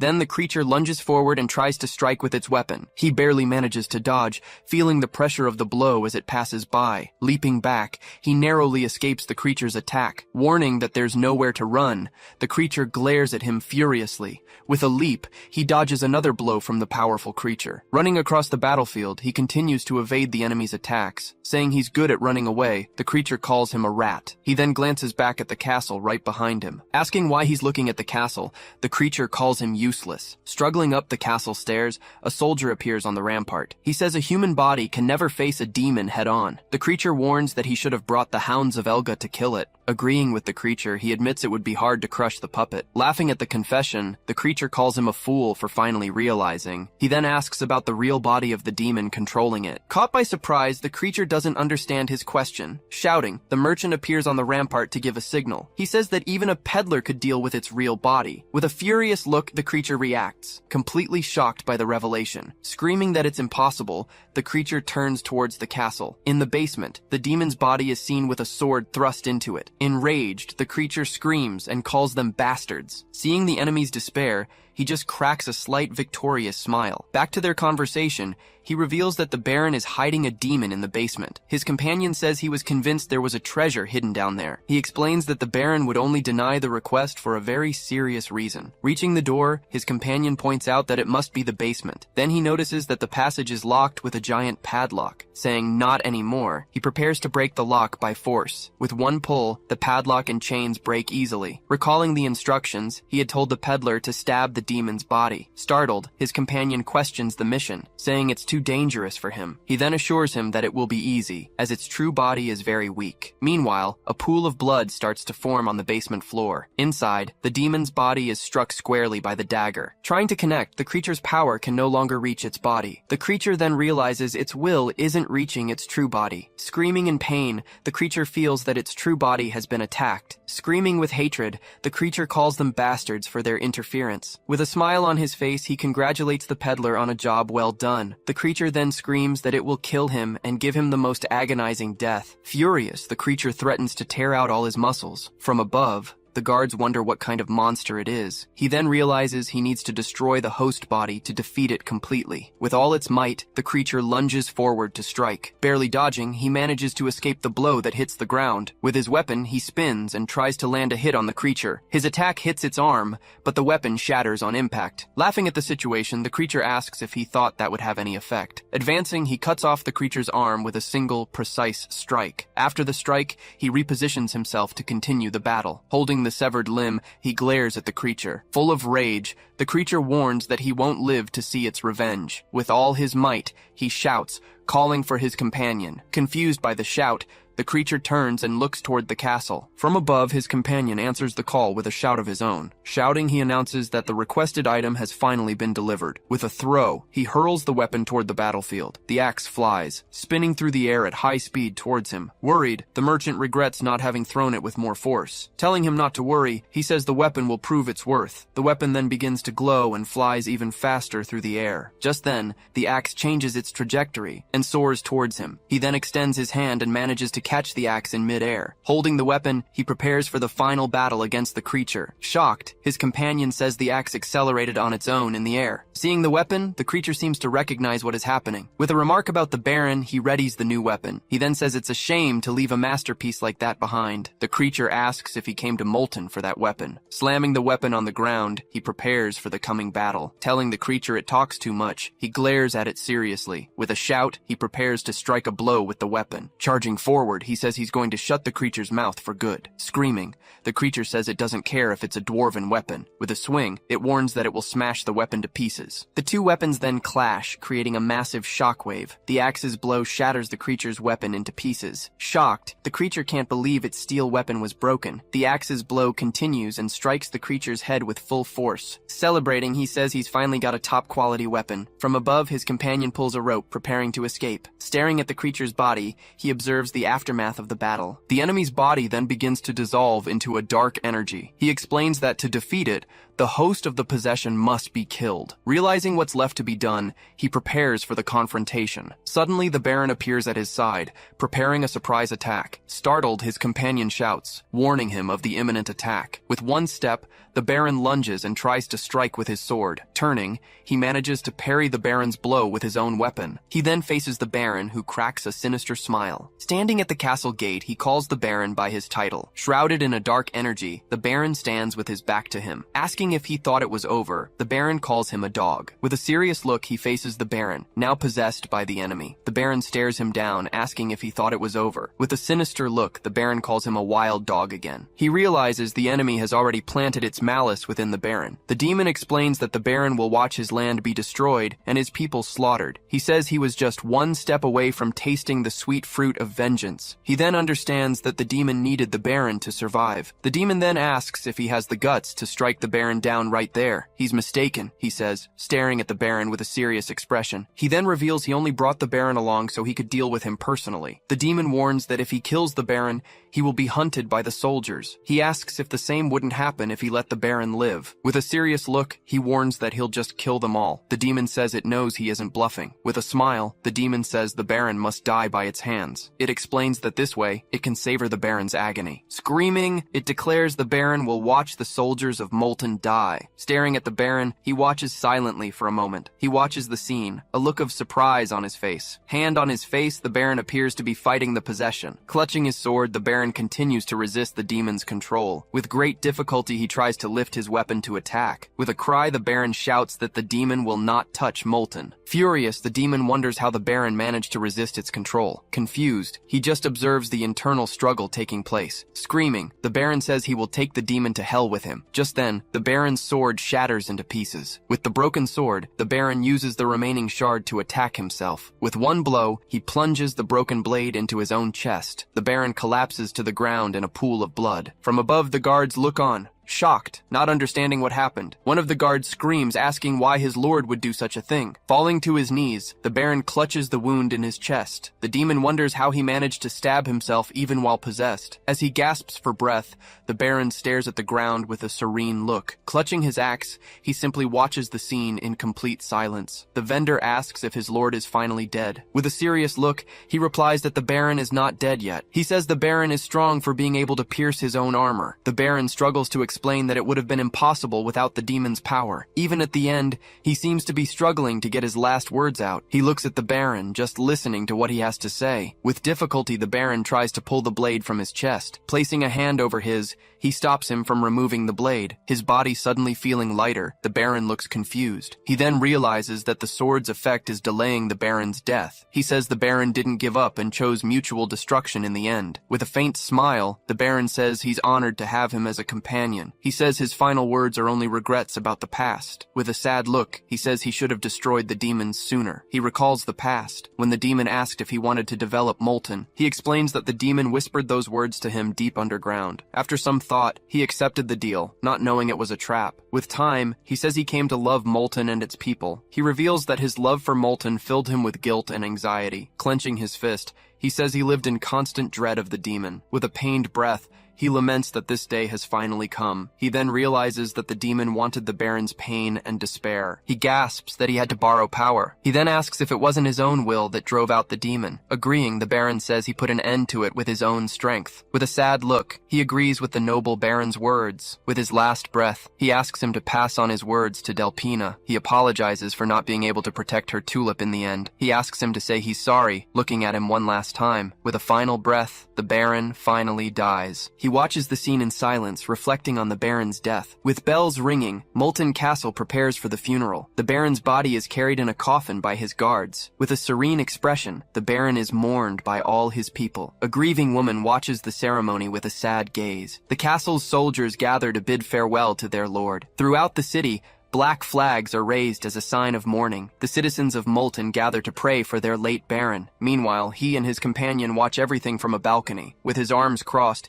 he silently watches the funeral from a distance. The Baron's soldiers stare at the defeated creature's body on the ground. One of the guards observes the scene, trying to understand everything that happened. A soldier says only the monster's flesh and body remain. The soldier asks what exactly happened on the battlefield. He says it was a miracle the enemy soldiers even moved. A soldier then questions if all of that was really the work of a demon. A soldier says that the only one who knows the truth is keeping his mouth shut. With a suspicious look, he stares at the man in front of him. Shouting, the guards demand that he tell the truth about what happened. Taking a step, he turns and prepares to leave the castle. He says the Baron fought the enemy until his last breath. Hearing his words, the guards just stare at him in complete silence. Carrying his companion, he shouts and orders them to open the gates. He says the Baron deserves to rest in the embrace of his treasure. With his eyes closed, the captain seems to reflect on the words spoken. A guard remembers that the Baron loved Molten more than anything. Looking at the castle, he says they will protect Molten from now on. The captain then remembers the most precious treasure the Baron mentioned. Closing his eyes, the soldier seems to finally understand the last words. The captain orders them to clear the area for the Lord's farewell. Outside, he and his group watch the Baroness from a distance. Thanking the mercenary, the Baroness says they are in his debt. On behalf of her husband, she thanks him from the bottom of her heart. Saying it's not necessary, he looks at her with a serious expression on his face. He then says he has already received payment from the Baron with the weapon. With a sad look, the Baroness just stares at him in silence. She says she also prepared gold coins and food for him. Refusing the offer, he tells her she can keep the supplies. He then reveals there's a bandit hideout with more food. Asking her to distribute it to the people, he informs her that he has already taken care of the bandits, saying they will never forget. She says he has put them even further in his debt. She declares that his benefactors and enemies are now Moltens as well. With a smile, she says they will receive him with the utmost utmost respect. Saying he can't promise anything, he turns to leave the castle. Taking a step, he prepares to leave Molten Castle. Turning back, he asks if her name is Delpina, just to confirm. Surprised, the Baroness asks how he knows her name. He then reveals that the Baron left a message for her. He says the Baron couldn't protect the tulips, and that he apologizes. Remembering the past, the Baron is shown tending to a tulip garden. With a tear in her eye, the Baroness is moved by her husband's last message. He says the Baron had an honorable death as the Lord of Molten. Telling her to be proud, he turns and leaves the castle. Leaving Molten, Kadim and the vendor walk through the forest. Shouting, Kadim tells him to shut up about the demon. With a serious look, he once again tells his companion to stop. He then asks if his companion brought what he asked for. He explains that demon blood grants immunity to mental attacks, but he says it's useless against the insanity penalty. Opening the bottle, he says he will look for a solution to the insanity. With the axe, he says his dependence on demon blood will decrease. He says he's never seen a weapon of that caliber in his first playthrough. If the weapon was made in the Dwarven Kingdom, it must be unique grade. He then wonders why a treasure like that was hidden there. Shouting, the companion says there was a white symbol on the chest. Noticing the new clue, he says he can't go back to Molten now. He says he left a trail of blood and will soon be found. He reveals that the real problem is the high-ranking knights. Remembering the past, the Holy Archknight appears on a mountain of bodies. With a smile, he seems to remember the battle with a certain bitterness. He bitterly remembers those who hunted him in the past. Elsewhere, a long-haired knight stares at his back. Complaining about the delay, Helia asks how much longer he will make her wait. Apologizing, the knight calls her Lady Helia and bows to her. With a look of contempt, she just watches him in silence for a moment. She then informs him they are almost at the city of Molden. Shouting, the vendor warns him they can't go that way. He says if they keep going, they'll run right into the guard post. Pointing to the side, he suggests they take an alternate trail. Kadim says he sped up without realizing, lost in his memories. Agreeing with the plan, he and his companion change direction. Remembering everything, the vendor just stares at him in silence. With a shout, he calls out to his companion to break the silence. Startled, he turns and faces the man with a fearful look. Stammering, he says it's nothing and turns away. With a serious look, Kadim just stares at him without a word. Clearing the way, he uses his axe to cut through the branches on the trail. With a sad look, the vendor just keeps walking. At high speed, a knight gallops toward the city of Molden. The horse's hooves pound the ground, kicking up dust along the road. With a cry, the female knight tries to calm her horse as they arrive. With a serene look, she prepares to continue her journey. Riding beside her, the knight Eden looks exhausted. With his tired horse, the knight can't keep up the pace. Complaining, she says they're not making progress and tells him to speed up. He replies that it's impossible for an ordinary horse to run any faster. Her mount is a divine steed, capable of running for days. He then asks if they're going to stop in Molden to look for information. She says the imperial family recommended they not interfere in that territory. With a serious look, she reminds him of his duty as a knight. Annoyed, he says a knight's duty is to protect the innocent. Saying that won't work, she seems to change her mind. She says she'll hunt the demon alone and tells him to follow. Shouting, she spurs her horse and rides off ahead of the knight. With her radiant horse, she disappears down the road in an instant. Annoyed, the knight calls her a madwoman and laments having to follow her. Taking a deep breath, he seems to be trying to calm down after the argument. Asking for forgiveness, he apologizes for unintentionally using profane words. He then wonders why it's so unfair to him in the end. Saying it's all Elga's will, he tries to come to terms with it. Dismounting his horse, he prepares to investigate the trail ahead. He says that God's will is deeper than the abyss. Suddenly he stops, looking like he's found something on the road. Crouching on the ground, he says those are the demon's tracks. He realizes the direction of the tracks suddenly changed right there. Entering the trail, he and his horse follow the tracks through the woods. He then notices there are branches and vines scattered along the path. The branches were cut cleanly, indicating a recent passage. With a serious look, he seems to have a plan in mind. Tying up his horse, he prepares to follow the trail on foot. Drawing his sword, he readies himself for what he might find ahead. With his sword in hand, he advances down the trail into the dark forest. He presses on, determined to find what he's looking for. Taking a deep breath, he's growing tired from walking through the dense forest. He says the forest is getting denser and seems endless. Annoyed, he wonders how the demon knew about this secret trail. Suddenly, he hears a voice and spins around, startled. He says both paths will meet up so they can go. He prepares to continue, but stops when he sees someone in front of him. Surprised, the knight realizes he's finally found who he was looking for. He says the man looks exactly as the holy relic showed. He realizes the man is the one who shattered the holy relic. Drawing his sword, he wonders if he can subdue him alone. He says he's done his part by finding the demon he was after. With a smile, he says the game of hide and seek is over. Suddenly, A branch hits his shoulder. Hearing the sound, he turns to see what it was. He wonders if the man heard the sound of the branch breaking. With his axe, he charges forward to attack the knight with all his might. Turning, the knight braces for the incoming blow. The axe flies at high speed toward the knight on the trail. The axe strikes the shield dead on, creating a massive impact. The force of the blow drags the knight backward on the trail. Shocked, he can't believe his blessed weapon was damaged. Suddenly, he realizes his enemy is no longer in front of him. Leaping, Kadim appears above the knight to strike. With a furious look, he calls him a bastard and lunges for the attack. Running through the forest, Kadim finally finds the knight he was looking for. With his weapon in hand, he lunges forward to deliver a powerful blow, but the knight manages to block the attack with his blade right in front of him. He then yells that he'll aim right for the slit in his helmet. After backing away, he readies his body for another precise attack. He then lands a full-force blow on his opponent's shield. Thrown backward, the knight falls to the ground with his shield in front of him. He complains that the protection is gone, making the shield much heavier. Seeing his rival on the ground, he prepares for the finishing blow. The knight quickly drops the shield, freeing himself of the weight. Without missing a beat, he follows up with his next attack. Narrowly dodging,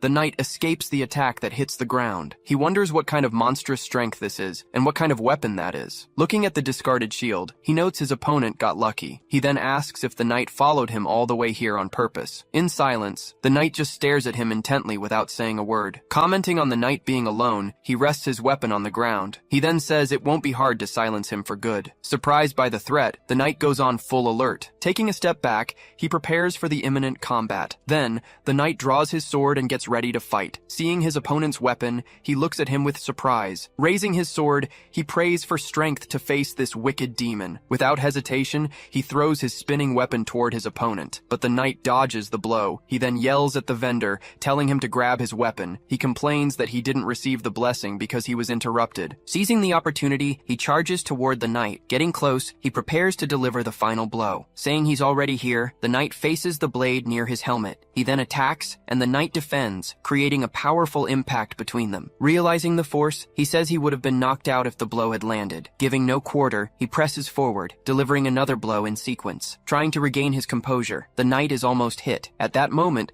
his blow is blocked by the opponent's armor. He thinks that his stance was broken, and his opponent is very experienced. With great intensity, he prepares for the next attack. With each block, he says his wrists feel like they're going to break. He even remarks that it feels like fighting a monster disguised as a human. Then the two blades clash again with impressive force. Parrying the blow, he manages to deflect the blade with his own hand. Immediately after, he grabs the knight's wrist with great force. With a serious look, he stares him down, neutralizing his enemy. Delivering a strike, he pierces the side of his opponent's armor. With the blade in hand, he twists it to finish the attack. The weapon pierces through the protection, causing a serious wound to his rival. Feeling the wound, the knight lets out a cry of pain from under his helmet. Withdrawing the blade, he slashes his shoulder. From the impact, the knight's sword falls to the ground near his feet. Clutching the wound, the knight breathes with great difficulty after the attack. He says the knight is worse than the boy with the spear. The knight then says he can no longer fight with his injured arm.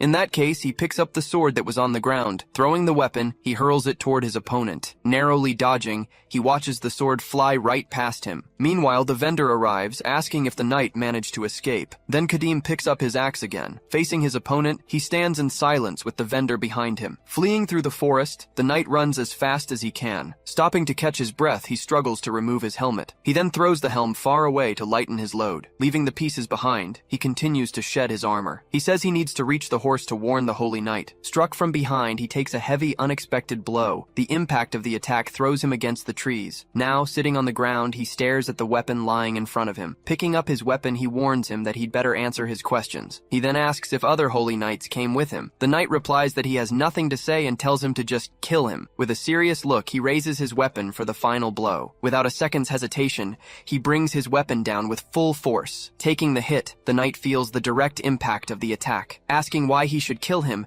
he continues to hold the knight down. With a serious look, he says that keeping him alive will be much more painful. Right after, he swings his weapon again with great force. Pinning the knight, he asks once more if there are others with him. The merchant remarks that they are being tracked, thinking the situation is an overreaction. Even wounded, the knight remains silent, not answering the question. With a great effort, he bites down hard on his own tongue. Noticing the action, He looks at the knight with some surprise. With this act, a piece of the knight's tongue falls to the ground. Startled, the merchant shouts that the knight bit off his own tongue. Unable to speak, the knight just glares at him, his face wounded. He then says this is useless resistance on the knight's part. Grabbing his face, he explains that the interrogation will be done with blinks. Raising his weapon, he threatens to strike his shoulder if there's no answer. To finish, he tells the knight to think carefully if he wants the pain to end. He begins to interrogate the knight, asking about other holy knights. Continuing the questions, he wants to know if the archbishop was also involved. Getting no more answers, he delivers a final, decisive blow. With his weapon,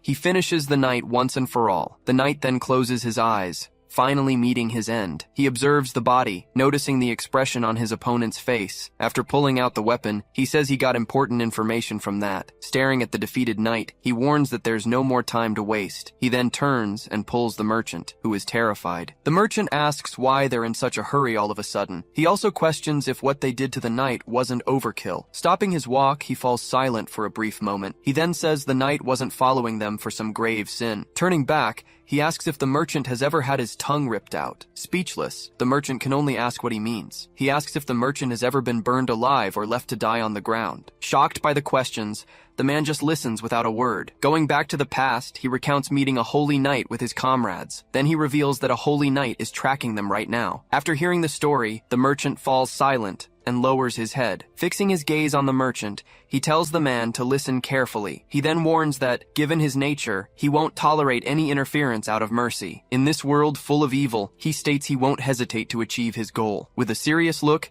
he finishes by saying he has always been and always will be this way. With his legs shaking, the merchant stammers as he tries to ask a question. Worried about his fate, he asks if he could end up like that at any moment. He continues, asking if he'll be discarded if he becomes useless. Desperate, he begs for an answer, wanting to know what he needs to do. Next, he asks how he can be respected enough to receive his blood. Staring at the merchant, Kadim watches him intently without saying a word. Approaching the merchant, he warns him that if he doesn't want to die, he'll have to prove his life's worth. Watching him walk away, the merchant stands still, processing the words he just heard. With a thoughtful look, the merchant then lowers his head in silence. Kadim then continues walking through the forest, getting further and further away. Meanwhile, night slowly falls over the dense, dark forest. The scene changes, and Helia appears in the middle of the forest. Looking around, she finds her subordinate's horse tied to a tree. Standing in the middle of the path, she carefully observes her surroundings. With a serious gaze, she continues to carefully scan the area. Then she firmly grips the hilt of her sword,